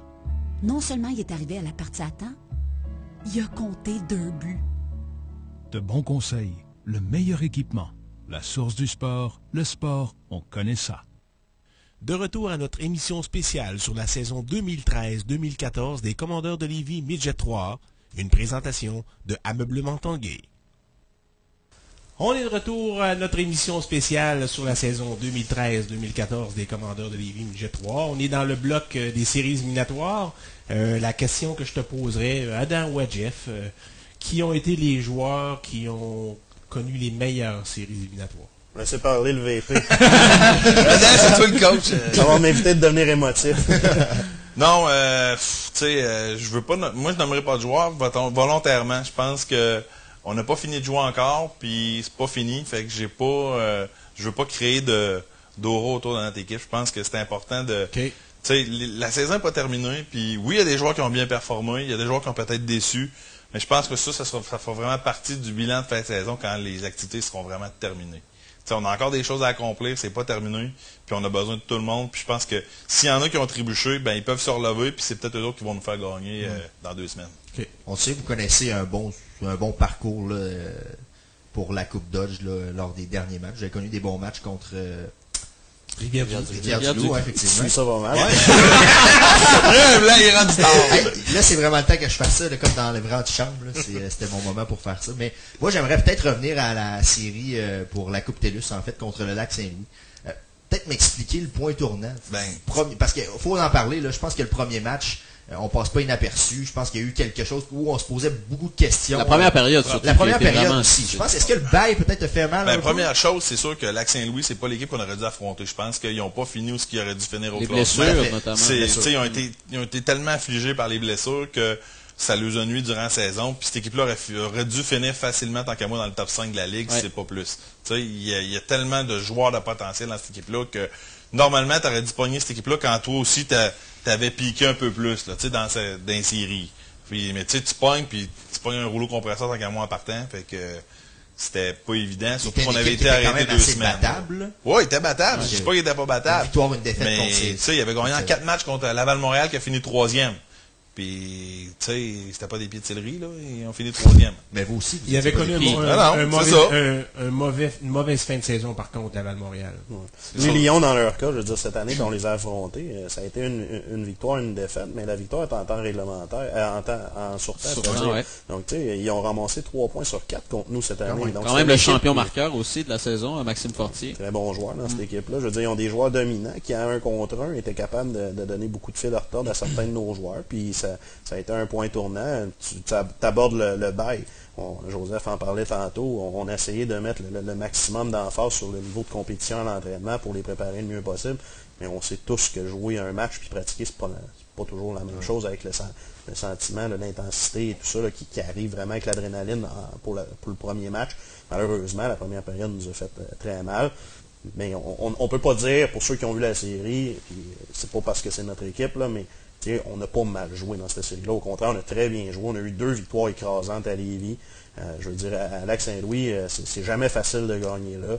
On a rivalisé en masse contre eux autres. Puis on peut dire qu'on a quand même joué de l'excellent hockey. Puis pour nous, à un moment donné, c'était quasiment difficile aussi moralement de voir que notre équipe est rodée. Puis tout fonctionne.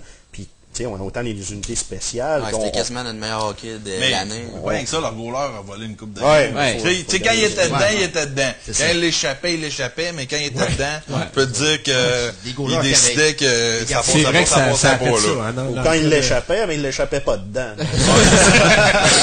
Des gardiens qui n'avaient pas connu des bonnes statistiques en plus. Non, c'est ça, mais il a clutché quand c'était le temps. Il a vraiment...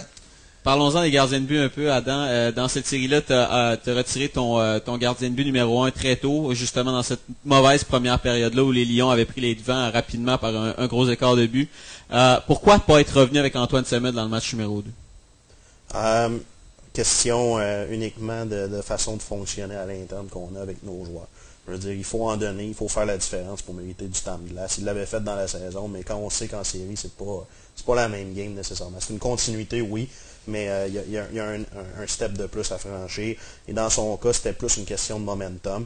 Je veux dire, Antoine ne pouvait pas faire le travail à lui tout seul non plus. On a peut-être aussi collectivement manqué à certains endroits puis compliqué son travail. Par contre, on sait pertinemment qu'est-ce qu'il était capable de donner pour notre équipe. Il l'a démontré tout au long de la saison. On a pris un temps d'arrêt. À 3-0, j'ai pris un temps d'arrêt contre le Saint-Louis au premier match. Malheureusement, tout de suite après le temps d'arrêt, bang, un 4e but.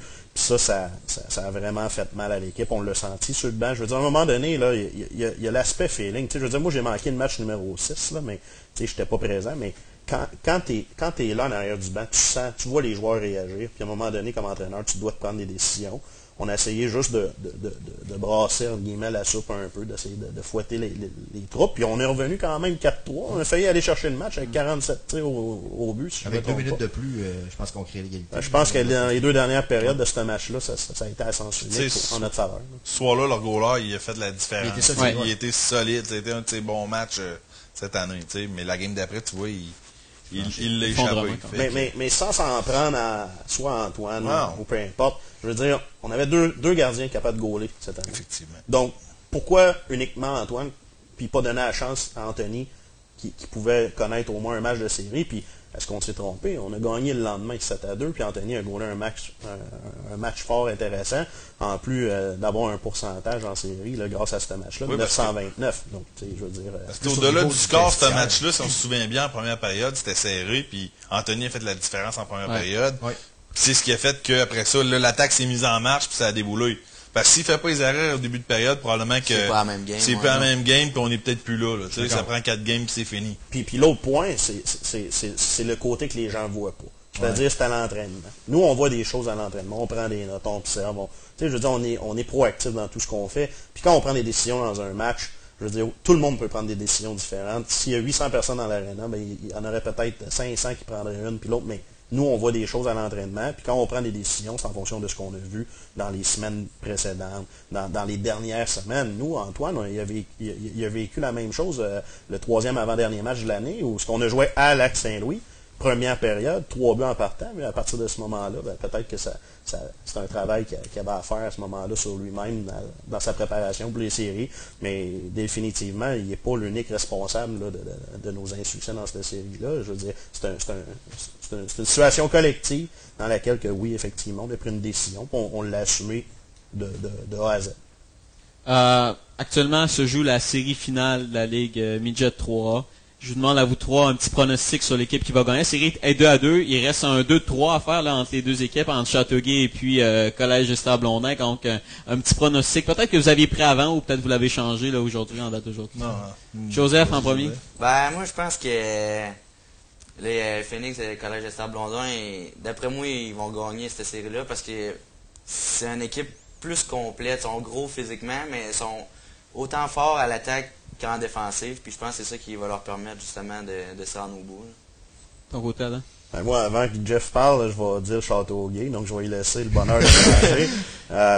Moi, je vais y aller pour Châteauguay, pour la seule unique raison que je pense qu'à date, mon petit a des très bonnes séries, très bonnes séries, c'est-à-dire dans le filet. La seule passe que Châteauguay ont eu un petit peu plus difficile cette année, c'est quand ils ont eu leurs 2 gardiens blessés. En passant, je veux dire, c'est une équipe qui nous a donné aussi beaucoup de travail. Beaucoup de profondeur. Beaucoup de profondeur. Je pense qu'il y a proche d'une dizaine de vétérans dans cette équipe-là, si je ne me trompe pas. Mais je veux dire, ils ont une très belle équipe, beaucoup de profondeur, bien balancée, bien coachée aussi, je pense. Donc, on va y aller pour Châteauguay. J'irai avec Châteauguay aussi parce que ils ont, un peu comme nous, ils n'ont pas joué complet pratiquement toute l'année. Leur goaler est arrivé vers la fin. Puis là, il y a ses premiers soubresauts parce que sinon, là, les 2 premières rondes d'une série, il a été impeccable. Puis il n'avait pas été là de l'année, fait qu'il a fait la différence jusqu'à maintenant. Puis je pense qu'il va se ressaisir et qu'il va être capable de faire la différence encore. Mais il ne faut pas négliger Esther Blondin. Ils ont quand même le bagage d'avoir bien performé l'année passée. Donc ils ont ça aussi. Il y a des joueurs qui étaient là. L'entraîneur a vécu ça. Donc c'est à prendre en considération aussi. Là, mais je pense que la Ligue va être bien représentée. Peu importe lequel des 2 clubs va passer, on va être bien représenté. Mais j'ai un petit penchant pour Châteauguay. Puis vous les boys? Ben moi, j'avais dit, au préalable, j'avais dit que Châteauguay allait gagner en 6 matchs. Étienne Monpetit est incroyable depuis le début des séries éliminatoires. C'est une équipe qui a beaucoup de punch offensif. Défensivement, bon, ça dépend des matchs. Des fois, c'est un peu plus difficile. Dans cette série-là, le gros problème, c'est que Châteauguay ne sert pas beaucoup au filet. On l'a vu, Étienne Monpetit a eu une 50aine de lancers au but dans les deux premiers matchs. C'est lui qui a fait la différence justement dans ces deux premiers matchs, malgré que le match 1 a fini 10-2. Là, c'est pas une question de gardien de but, mais quand même, je crois que les Grenadiers ont beaucoup plus de profondeur. Défensivement, sont plus matures aussi que CEB. Donc, c'est pour ça que j'ai mis Châteauguay. On en parlait hors d'onde, justement, avant l'émission ce soir, que un gardien de but peut faire la différence dans une série. Et c'est pour ça que je vais donner avantage aux Grenadiers de Châteauguay, qui vont remporter probablement là, cette série. Je ne sais pas si c'est en 6 ou en 7 qui vont le remporter, mais je donne avantage aux Grenadiers de Châteauguay, étant donné que le gardien est supérieur à celui du... Mais jusqu'à maintenant, c'est une série d'Homer. Fait que, Ouais. Châteauguay a l'avantage de la glace. Tout à fait. Fait que- Ben, c'est le contraire, c'est pas une série d'Homer. C'est le contraire. Ouais, c'est vrai, C'est t'as raison. le contraire, C'est vrai. exactement. Donc, ça serait Châteauguay finalement qui aurait Châteauguay, l'avantage vu bon. que c'est à CEB que les 2-3 vont se faire. Vont se Moi, faire. ça serait difficile de faire une prédiction sur cette série-là parce que je connais pas assez bien les deux équipes. Par contre, mon souhait, moi j'aime beaucoup les équipes qui ne travaillent pas juste le hockey, mais qui travaillent autour du hockey aussi. Fait que tu vas y aller avec Châteauguay, on le sait. Je suis obligé de souhaiter bonne chance à l'équipe de Châteauguay parce que je trouve qu'ils font un très beau travail au marketing. Je trouve que ça complète bien l'équipe, contrairement à côté des Phoenix où il y a moins de ça, beaucoup moins. Est-ce qu'on a terminé pour... Si on faisait un dernier bloc Oui, sur les surprises dans les séries. On sait que les Lions ont vraiment surpris, mais on l'a dit tantôt, il n'y avait pas l'affaire à terminer 12e au classement général, beaucoup de blessures dans les saisons. S'il y avait une autre équipe que les Lions qui ont vraiment surpris dans les séries éliminatoires? Adam? Dans les séries éliminatoires, autres que les Lions, présentement, je vois plus de... Pas vraiment de surprises qu'il y a des surprises. Ouais, c'est ça. La plus grosse, c'est les Lions. Je veux dire, à date, je pense qu'il y a des équipes. Ce qui est étonnant, c'est que dans la Ligue, encore une fois cette année, puis je vais inclure les séries là-dedans, c'est que ça peut être des matchs de fou. On voit des pointages de 8-1. Le lendemain, l'équipe gagne 8-7, des choses comme ça. Puis ça démontre juste que n'importe quelle équipe peut gagner, puis tout le monde peut battre tout le monde. Puis ça, à un moment donné, ben, ça rehausse le jeu pour les joueurs, ça rehausse le travail que doivent faire les entraîneurs. Donc, des surprises, je pense qu'il va toujours en avoir dans la ligne Jet 3, que ce soit en saison ou en série. Tu sais, les Lions là-dedans, là, moi aussi, c'est mon équipe Cendrillon, parce que je regarde, là, il y a une game, ils pouvaient gagner 4-3, puis le lendemain, se faire défoncer. Puis ça a été pareil dans la série contre Esther Blondin. Là. Après 2 matchs, je pense qu'Esther Blondin avait 15 buts pour. Puis c'était 1-1 dans la série. Je donnerais peut-être une mention honorable à Trois-Rivières qui ont tenu Châteauguay en prolongation 3 fois. 3 fois. C'est vrai, ouais. Puis en plus en ayant perdu 2 joueurs Marco Éblier, qui ont gradué au fait. Donc je pense que Frédéric a fait un excellent travail avec sa troupe pour rivaliser là, de belle façon avec Châteauguay là, durant leur série contre eux autres. Donc peut-être une mention honorable à Trois-Rivières. Excellent point.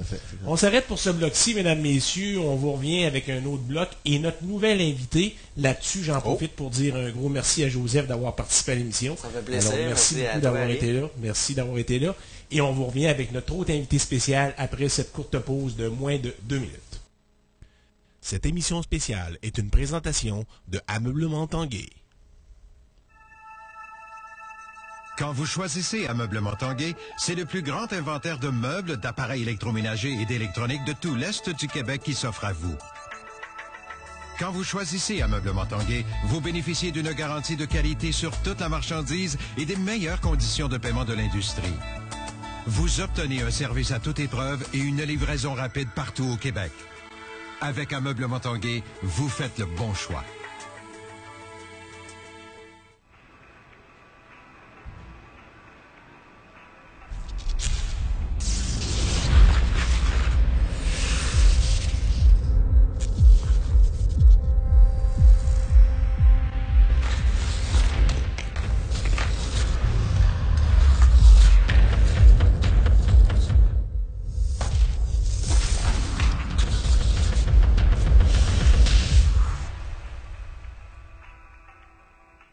La Coop et ses 95 000 membres vous souhaitent une bonne émission.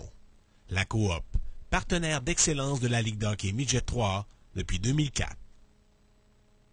Heureusement, nous avons réussi à nous rendre à la partie aujourd'hui. À peine 2 heures juste avant le début du match, la lame d'un des patins de Samuel était brisée. Mon mari a téléphoné à l'entraîneur qui nous a dit de nous rendre à la source du sport. Dans le temps de le dire, Charles avait remplacé la lame et avait même aiguisé les patins. Non seulement il est arrivé à la partie à temps, Il a compté 2 buts. De bons conseils, le meilleur équipement. La source du sport, le sport, on connaît ça. De retour à notre émission spéciale sur la saison 2013-2014 des Commandeurs de Lévis Midget 3, une présentation de Ameublement Tanguay. On enchaîne maintenant avec notre dernier bloc de cette émission et je vous présente sans plus tarder notre nouvel invité spécial pour cette dernière partie.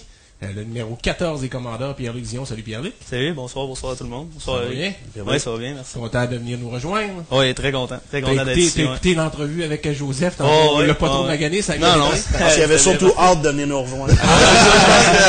Ouais. Non, c'est parfait. Alors, c'est ton tour, je vous laisse entre les... Ouais. Pierre-Luc, 3e saison avec les Commandeurs. Comment t'évalues ta progression là, dans ces 3 années-là? Ben écoute, au début, premièrement, j'ai connu une moitié de saison, puis j'ai été gradué au fait. Ça a été une adaptation. C'était plus, je pense, une demi-saison d'adaptation, si on veut, dans le circuit. C'est surtout la différence avec le midget espoir, que le jeu est beaucoup plus fermé, c'est beaucoup plus rapide. Puis la 2e saison s'est très bien déroulée. J'ai évolué comme je devrais évoluer. J'ai connu des bonnes séries en fin de saison. Fait que ces 2 saisons-là d'adaptation puis d'évolution m'ont fait que la 3e saison a très bien été. Puis en général, ça a super bien été. Donc... Pour une bonne partie de la saison, tu as fait peur avec Émile Bourque en défensive. Ouais. Parle-moi un peu de la chimie entre toi et Émile Bourque. C'était incroyable. Pour vrai, j'avais une bonne chimie avec lui, hors glace et sa glace.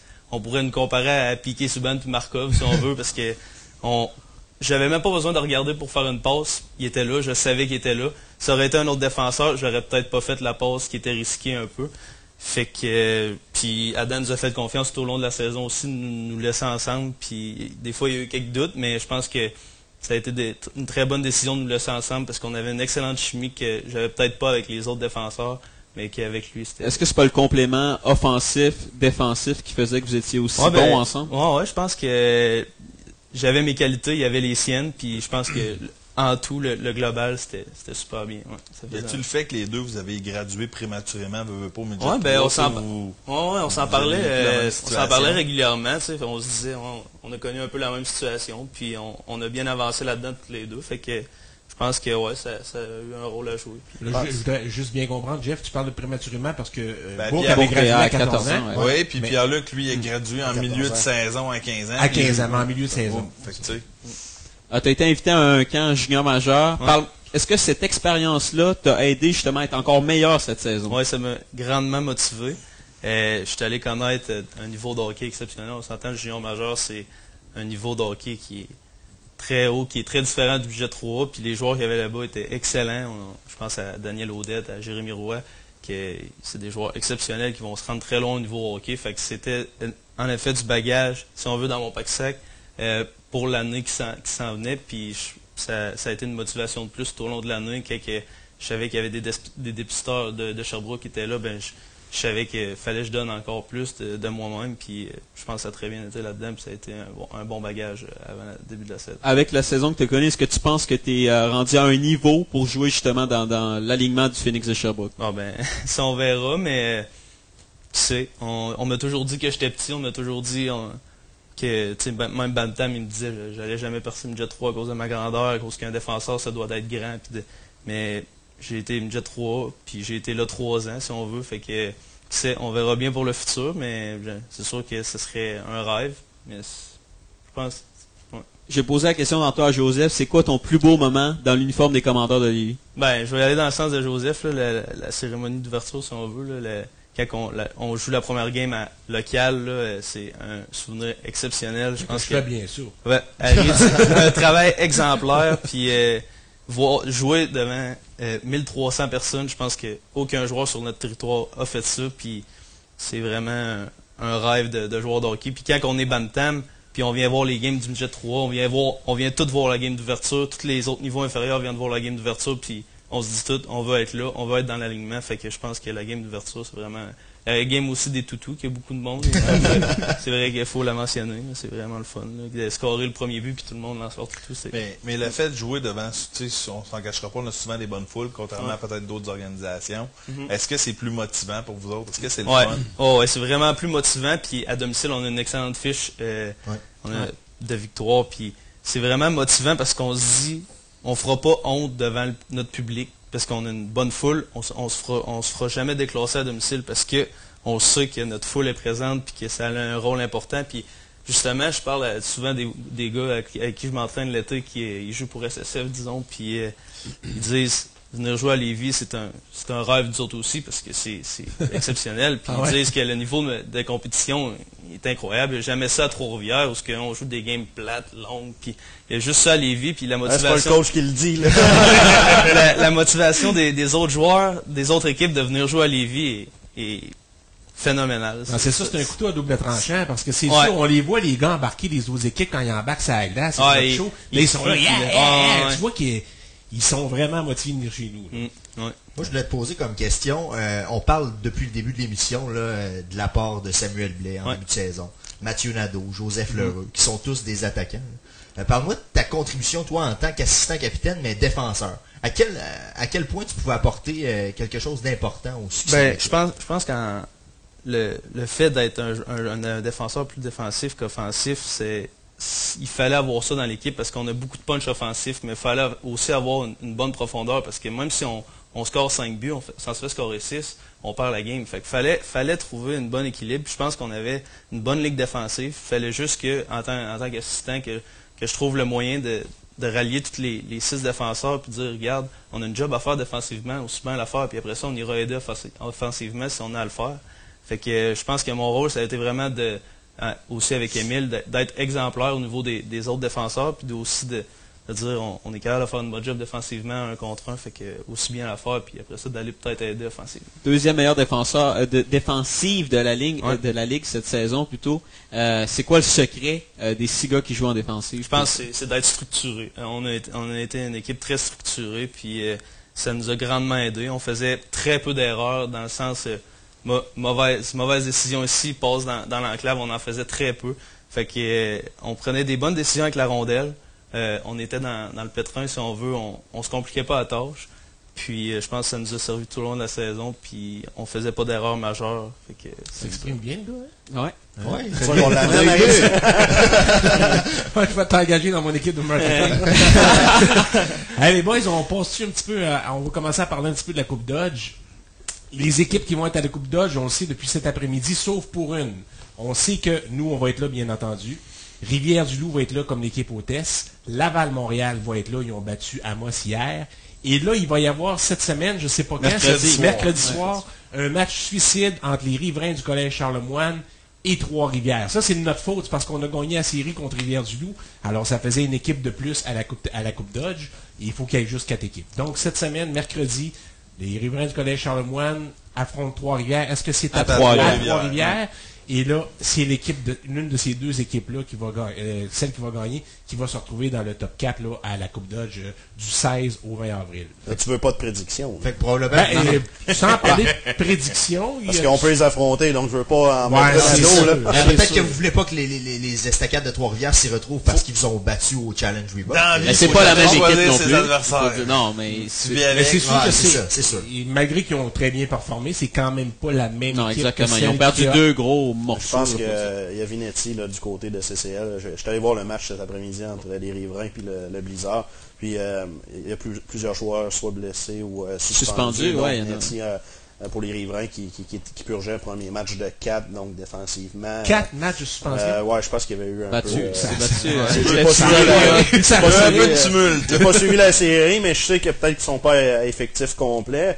Du côté de Trois-Rivières, aucune idée, mais moi je pense que ça va être un bon match, par exemple, pour déterminer qui va aller à la Coupe Dodge. Puis, soit disant en passant, c'est sûr que la motivation est peut-être pas aussi élevée que dans les séries de la Coupe TELUS, mais je pense que ça va être vraiment des équipes avec du hockey intéressant qui va jouer à la Coupe Dodge quand même. On en parlait hors d'onde, justement. C'est quoi la pertinence? Je te parlais de la pertinence Challenge Reebok tantôt, mais en fin de saison, c'est quoi la pertinence de la Coupe Dodge? Ben, c'est sûr que, tu sais, moi je l'avais gagné au niveau Midget Espoir, la Coupe Dodge, puis il y a des joueurs qui l'ont gagné également, là, qui jouent, notamment Justin Bernier, Alex Barré-Boulet, qui jouait dans notre alignement cette année. C'est la Coupe Stanley du hockey mineur. Donc, d'arriver au niveau Midget 3, puis de devoir composer avec la Coupe Dodge, pour nous, on le vend aux joueurs de façon à démontrer le caractère. de vouloir se reprendre, de vouloir se racheter, puis démontrer la force de caractère comme joueur de hockey, comme équipe qu'on peut démontrer sa patinoire en ayant subi un échec. Donc nous, c'est de la façon qu'on le vend. Et entre vous et moi, c'est des jeunes qui ont la chance de se faire voir par les recruteurs. Puis, une fois de plus, pendant que nos adversaires, qui les Lions qui nous ont sortis, sont assis chez eux présentement, qui ne jouent plus. Donc, pour nous, on continue. Oui, ça, c'est intéressant pour un dépisteur de voir, tu sais, le jeune, il a subi une grosse déception, il a subi un échec. Comment il est capable de se relever? Il est-tu encore capable de relever son jeu d'un cran, de performer? Veut pas, ils peuvent aller voir ça, voir comment les joueurs vont être capables de se relever, vont être capables de se reprendre en main puis dire on repart. Tu sais, je pense que pour les joueurs, c'est un beau défi. Puis c'est une belle façon de l'entrevoir aussi, de dire, regarde, on a subi un échec, on va leur montrer que, hey, regarde, c'est une erreur de parcours. Puis qui en fait pas les erreurs de parcours? Fait que, tu sais, moi en termes de développement de jeunes, ça peut être bénéfique aussi. Tu sais, jeune, si, comme Pierre-Luc a dit, il voit l'expérience adéquatement, ben il va mettre du stock dans son pack-sac. C'est sûr qu'on voit plus de gestes de frustration dans certaines équipes. Que ce soit des équipes là, qui ont connu peut-être des séries d'insuccès ou des choses comme ça. Que ce soit des coups vicieux, des choses-là. Oui, il y en a, mais il y en a dans l'année en général quand même. Donc, c'est pas différent. La seule chose, je pense que comme entraîneur, ça ajoute un autre défi, c'est de garder ton équipe focus, d'essayer de démontrer vraiment est-ce qu'on est capable de continuer à être structuré, d'être discipliné, à jouer du bon hockey, compétitionner. Et c'est là que tout prend du sens aussi, de voir qu'est-ce qu'on est vraiment capable, à la limite, dans l'échec, de réussir. Est-ce excuse-moi Maxime, est-ce qu'un entraîneur, en rentrant dans les séries de la Coupe TELUS, dit à son équipe dans le vestiaire, là, exemple, je m'appelle Adam Thériault, je rentre dans le premier match contre le Lac-Saint-Louis, est-ce que je vais à mes gars, durant les entraînements, les gars, on s'en va pas à la Coupe TELUS? À la Coupe Dodge, est-ce que je dis à mes gars, tu sais, on veut pas s'en aller à la Coupe Dodge? Est-ce qu'on dit ça ou... On va tous dire on veut gagner la Coupe TELUS. On ne dira pas on veut pas gagner. On va y aller pour la Coupe TELUS. Est-ce qu'on pense à la Coupe Dodge? Non. Du tout? Non, en bon français, non. Ça n'a jamais été un objectif d'aller gagner la Coupe Dodge. C'est une deuxième chance, en fait. C'est une deuxième chance tu sais, au bout de la ligne, ce qu'on a dit aux joueurs, on va ramener ça bien simple.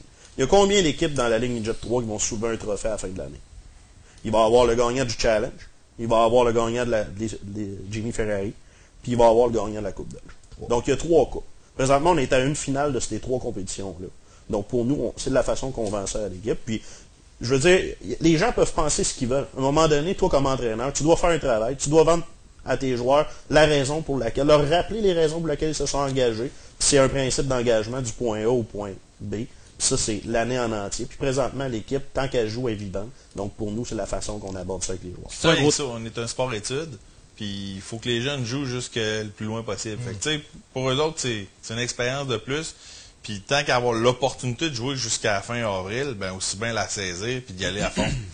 Mais c'est un gros défi pour l'entraîneur, justement, d'enlever l'étiquette de la coupe des perdants, si on veut.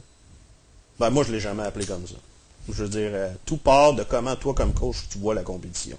C'est sûr que si tu plantes la compétition à tes joueurs, que tu n'en parles pas, c'est une chose. Mais de la planter, c'en est une autre. Ou que les joueurs, eux, se fassent parler par leur entourage ou différentes personnes du milieu du hockey qui suivent la ligue ou peu importe. Je veux dire, à un moment donné, il faut rallier tout le monde, revenir à la raison pour laquelle on est là, comme intervenant, c'est-à-dire les entraîneurs, comme joueurs, pourquoi on est là, puis c'est quoi notre mission, c'est quoi le but qu'on a à la base de jouer dans la Ligue Midget 3. Donc, plus on joue, mieux c'est. Présentement, c'est ce qui nous arrive. On continue à jouer malgré tout. C'est du bagage supplémentaire pour les joueurs. On ne se fera pas de cachette si on compare le premier match contre le Lac-Saint-Louis puis le match contre Rivière-du-Loup à domicile. Ça se compare pas là, du tout. Là. Les deux matchs, beaucoup plus d'intensité contre le Lac-Saint-Louis. En tant que partisan, quelqu'un qui vient à un match, je pense que c'est beaucoup plus intéressant de voir un match pour la Coupe TELUS. C'est sûr, puis pour l'équipe aussi, là, avant tout. Puis l'autre point également, là, c'est le fait de, tu sais, il y a une compétition pour les équipes qui se font sortir de la Coupe TELUS, mais au bout de la ligne, là, tu sais, moi j'ai dit aux joueurs, j'ai dit, écoutez, il y a une ligue de garage qui peut s'appeler, exemple, la 20-35 ou peu importe. Puis les gars, je pense Pierre-Luc, tu peux confirmer mes propos. J'ai dit aux gars, il y a des joueurs là-dedans qui ont le double de votre âge puis sont plus motivés que vous.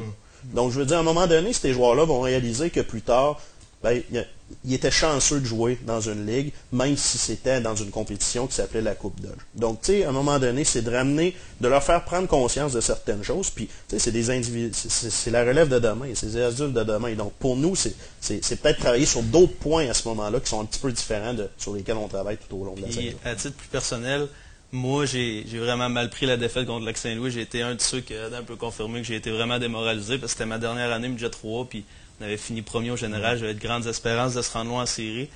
Puis j'avais vraiment été démoralisé. Moi, on avait une semaine de repos, la semaine de relâche. On avait eu toute la semaine. Adam nous avait donné congé d'entraînement. Puis j'avais vraiment été démoralisé. Même à ça, même en revenant à l'entraînement, puis ça venait lourd à supporter. Puis quand Adam avait dit ça dans la chambre, puis on s'avait rencontrés, moi et Adam, on avait parlé. Puis c'est vrai, plus tard, là, on va regarder le passé. Puis je veux pas avoir de regrets de dire j'ai fini la Coupe Dodge comme pas un loser, là, on va dire. J'ai fini la Coupe Dodge pas comme j'ai joué toute la saison. Fait que c'est pas l'image que chaque joueur de l'équipe veut laisser dans son entourage, puis pour les prochaines années, parce que finir une saison mal, ça peut en partir une autre mauvaise aussi. Tu sais, notre leitmotiv, c'était de gagner notre dernier match de l'année, c'est encore possible. C'est ça. Puis on va le gagner de belle façon si on gagne ça. C'est peut-être pas le trophée qu'on voulait, mais on peut finir avec un trophée pareil. C'est ça. Au niveau du groupe, est-ce que vous vous êtes ressaisi? Est-ce que vous avez pris justement cette Coupe Dodge comme une nouvelle mission à accomplir? Ben, comme Adam disait tantôt, il y a 3 équipes qui lèvent une coupe. Il y a le Challenge, il y a la Coupe TELUS, puis il y a la Coupe Dodge. On a échoué au Challenge, on avait perdu en finale. Puis là, on a comme échoué dans le sens qu'on a subi un échec de parcours pour la Coupe TELUS. Fait que là, oui, c'est sûr, ça a été très démoralisant pour toute l'équipe. Mais là, je pense que les gars là, ils ont compris que la Coupe Dodge, garde, c'est là, puis c'est à notre portée, puis on aussi bien la jouer comme on devrait la jouer. Puis garde, c'est une façon de montrer notre caractère auprès des dépisteurs, auprès de ceux-là qui nous regardent, qui nous supportent depuis le début de la saison, puis dire faut se relever, faut se relever de tout ça, tout ce qu'on a vécu de cette année, des départs, des arrivées d'autres joueurs. Puis je pense que ça conclurait bien notre saison, puis ça serait juste un titre de plus dans nos poches, si on veut dire. Qui va être peut-être l'équipe la plus difficile à vaincre là-bas à cette ben, c'est sûr que on vient de battre l'Albatros en 2 matchs. Là, donc, par des victoires avec quand même beaucoup de buts là, en faveur de notre équipe. Donc c'est sûr que de les affronter, eux vont avoir la motivation de vouloir nous rebattre. Donc je pense que ça sera peut-être pas facile contre eux, mais je pense que ça va faire un match. Ils sont chez eux, l'équipe hôtesse. Ils ont une bonne saison à domicile. Ouais, je pense que c'est une équipe ça, qui aurait pu compétitionner davantage dans la Ligue. Il y avait un très bon alignement. Puis n'oubliez pas qu'ils ont beaucoup de jeunes qui vont revenir l'année prochaine, puis eux autres l'année prochaine ils ont la Coupe TELUS. Fait que tu sais, veux pas pour eux autres, c'est une façon de se préparer aussi pour ça avec leurs jeunes. Ils vont vivre un engouement autour de leur équipe pareil, parce que veut pas y avoir du monde vu que c'est chez eux. Puis ça va juste être pour bâtir pour l'année prochaine pour eux autres. Fait que je pense que les autres qui ont tout à gagner de bien performer pour se préparer pour la Coupe TELUS l'année prochaine, parce qu'ils sont sûrs d'être là, eux autres. L'équipe hôtesse sont sûrs d'être là et de participer l'année prochaine. Fait que aussi bien d'en profiter puis de mettre du bagage. Fait que tu sais, moi je pense qu'ils vont être très compétitifs puis ils vont vouloir battre tout le monde. Je pense que ça serait difficile de dire vraiment quelle équipe. Je pense que ça va faire quand même des matchs serrés. Ça va faire des matchs intéressants. Laval-Montréal, il va rapidement. Laval-Montréal ont quand même un bon line-up. Avec un entraîneur d'expérience derrière le banc aussi qui est capable peut-être de rallier ses troupes. On va voir là, avec comment leur équipe va se présenter.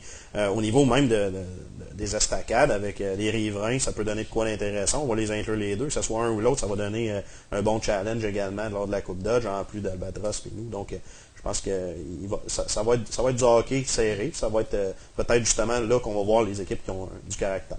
Non, il n'y a aucune équipe là-bas c'est une équipe de brochet, si on peut dire en mon français. C'est vraiment des bonnes équipes. Ça va être difficile de jouer contre eux autres. Il va falloir être structuré comme on l'a été durant toute la saison. Il va falloir bien performer. Il va falloir trouver un moyen de bien performer.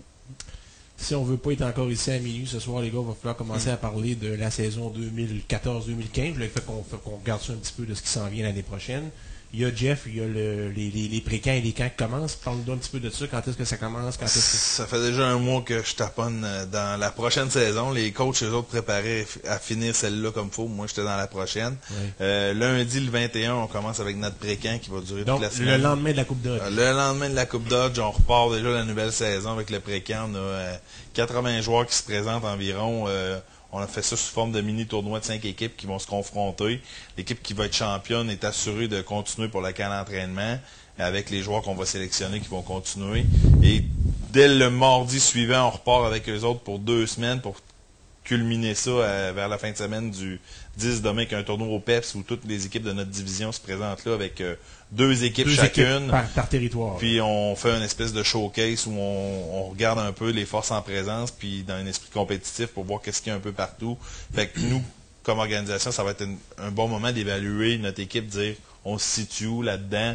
Puis là, peut-être commencer à voir un peu comment on peut se fixer des objectifs pour l'année prochaine, parce qu'on va être à même de voir qu'est-ce qu'on a sur notre territoire. Parce que là, on fait juste spéculer. D'objectifs jusqu'à date, avec ce qu'on voit qui s'en vient, est-ce qu'on peut dire qu'on peut avoir une bonne, une moyenne? Il y a ben trop de bonheur pour se tabletter là-dessus. Il faut au moins avoir vu cette étape-là, puis avoir vu ce qui va s'être passé aussi au repêchage junior majeur. Ça a une grosse incidence sur les joueurs qui peuvent revenir, les joueurs qui voudront revenir. Fait que, tu sais, je pense que c'est les 2 points critiques, si on veut, pour former la prochaine édition des Commandeurs. Mais chose certaine, les 80 quelques qui se présentent lundi le 21, ils veulent tous être là pour le match d'ouverture pour vivre ça. Ils sont, pour la plupart, ils devaient être là cette année dans les estrades. Ils rêvent tous d'avoir le pied sur la glace. Fait qu'ils ont l'opportunité, tout le monde part avec une chance égale le 21, que tu aies joué Bantam 2C, parce qu'il y en a qui vont venir de là, du Midget 2B, du Midget 2C, tout le monde part avec une chance égale, même les Bantam 3A, puis c'est là que ça part, on va les évaluer, puis... On peut peut-être déjà te donner un scoop, Harry. L'équipe qui va finir premier au classement du pré-camp va se mériter un laissez-passer pour tous les joueurs au camp d'entraînement. Donc ça change pas, ça rehausse notre idée. Mais une chose qui est sûre, c'est qu'en termes de joueurs, le profil qu'on voit présentement, c'est que physiquement, il y a plus de gros gabarits. Est-ce que ça va tout rentrer dans le portrait? C'est une affaire. C'est juste que ça va tout rentrer dans les chandails. Ah non, mais physiquement, il y a plus de gros joueurs que cette année potentiellement, tu sais, mais ça dépend comment ça va performer. C'est beau être gros, mais... On l'a démontré que même si on n'était pas gros cette année, avec on ce que on pouvait dire, on était capable d'avoir une saison très honnête dans la Ligue avec l'équipe qu'on a. Ce qui va être important, c'est que chaque joueur arrive là avec une attitude de « je vais démontrer qu'est-ce que je vaux dans les aptitudes que j'ai ». Et non de se présenter avec l'attitude de « ben je pense qu'ils cherchent un joueur de tel type dans leur équipe ». Le coach, là, puis les assistants, là, ils ne recherchent pas tel type de joueur. Ils cherchent un joueur qui va être ce qu'il a à y donner, puis ce joueur-là, s'il joue dans ce qu'il a à y donner, il va faire l'équipe et il va performer. Vous pouvez demander à Pierre-Luc s'il est arrivé avec l'attitude de « c'est comme ça que je suis, puis c'est ça que je suis capable de donner », il y a plus de chances que c'est comme ça que je devrais être. Vrai ou faux? C'est vrai, très vrai. Quel joueur de l'édition 2013-2014 on peut compter revoir l'an prochain? Selon ce qui va se passer, peut-être avec le niveau supérieur de la JMQ, c'est sûr que nos joueurs de 15 ans, dont Pierre-Alexandre Lagrange et Émile Bourque, pourraient être des joueurs qui soient de retour. On a aussi la possibilité de revoir des joueurs de 17 ans. Je veux dire, avec la saison qu'on a connue, puis depuis 2 ans, on travaille fort sur l'environnement qu'on donne aux joueurs avec l'encadrement. Et c'est rendu que même les joueurs, Pierre-Luc, tu les connais de toute façon, mais les joueurs de 17 ans maintenant ont un intérêt à revenir pour donner une autre saison de hockey dans la Ligue Midget 3. On a le droit à 5. Est-ce qu'on va en avoir 5? Est-ce qu'on va en avoir 0? On va voir, mais c'est sûr qu'on va considérer si on peut avoir. C'est quoi l'importance d'avoir des joueurs de 17 ans? Parle-nous un peu de l'importance qu'un joueur de 17 ans peut apporter je pense on en avait 2 à soir, là, puis c'est des joueurs qui ont eu de l'impact. Donc c'est sûr que quand la neige fond, eux autres, là, ils savent que c'est la dernière saison. Donc ça vient les chercher. Mais je veux dire, nous comme entraîneurs, il ne faut pas favoriser 17 ou pas. L'important, c'est de savoir si on en prend un, qu'est-ce qui va nous amener. Et souvent, ce qui arrive, c'est que c'est pas uniquement sur la patinoire que ces joueurs-là vont en apporter. Ça va être avec le leadership, puis comment ils vont réagir avec le lien des entraîneurs et les joueurs. C'est important de choisir les 17 ans aussi en fonction de leur personnalité, qu'est-ce qu'ils vont apporter à ton équipe. Parce que c'est des joueurs qui n'ont pas le même degré de maturité qu'un 15 ans qui va jouer dans ton organisation. Donc, il faut que tu sois capable de gérer ça aussi. Fait que ça prend une attitude exemplaire, puis c'est important. Peut-être une dernière question au niveau des joueurs d'édition 2013-2014. Beaucoup ont été repêchés quand même. Beaucoup ont été invités à des camps appartenant à des équipes. Quels joueurs tu penses qui vont évoluer l'an prochain dans la JMQ? Ça va être à eux de démontrer ce qui je suis plate dans mes réponses. Ça va être à eux. Hein. Je veux dire, c'est entre leurs mains. Nous, on leur donne le maximum qu'on peut leur donner. Je veux dire, je pense à Mathieu Nadeau qui peut percer un alignement, que ce soit des joueurs comme Alex Barré-Boulet également à Drummond. Antoine Achaoui. Je serais pas surpris de voir des gars qui Anthony et Drummond. Je veux dire, il y en a quand même quelques-uns. Moi, je pense que la différence cette année dans notre équipe, où ça va se faire, c'est que l'année dernière, on avait eu comme équipe, dans notre historique, la meilleure cuvée de joueurs qui s'en allaient dans des camps juniors majeurs. Alors que cette année, c'est sûr que c'est l'effet inverse qui va se produire, parce que plus on en a déjà repêché, ça prend, avec des joueurs de 17 ans en plus, ça va couper nécessairement des choix de repêchage. Est-ce que tous nos joueurs admissibles vont l'être? Je ne penserais pas, mais je leur souhaite, par exemple. Super. Vous avez terminé? Oui, messieurs, on a terminé toutes nos questions. Je pense qu'on a fait le tour. Messieurs, je ferai un dernier tour de table, moi, en vous disant, c'est la première fois qu'on fait une petite émission comme celle-là. Moi, j'ai trippé, j'ai adoré ça, toi. Très pertinent, honnêtement. Ouais. C'est le fun de voir la réaction des joueurs, entraîneurs, des gens au personnel hockey aussi. Donc, On n'a pas l'opportunité souvent de parler au groupe Non. d'entraîneurs et aux gens de l'organisation. Fait que c'est on en le fun parle en d'avoir- avant-match un peu des fois, Ouais, avec des fois. 2-3 Le questions. groupe. Mais, ouais. Mais on n'a pas l'opportunité d'avoir l'avis en fait de l'entraîneur souvent durant la saison. Fait que c'est intéressant non seulement pour les partisans, mais également pour nous qui sont là à tous les matchs à domicile. Là. C'est souvent juste la grosse face qu'on voit, c'est pas. Donc c'est une opportunité de se parler comme ça. Ouais. Ça, c'est agréable, Harry, puis félicitations d'avoir pris Félicitations. cette Merci beaucoup. cette Vous avez initiative. aimé l'expérience? Excellent. Je pense qu'on va... Il y a des idées qui viennent dans ma tête pour faire Ouais, autre ben, chose de... moi, mon idée, là, on va voir qu'est-ce que ça va avoir eu comme impact au commandeur.com et sur le Facebook La Relève des commandeurs, voir comment de fois ça va avoir été vu, tout ça. Et si on voit qu'il y a une bonne réponse, on fera peut-être ça en début de saison, à la mi-saison, à la fin saison.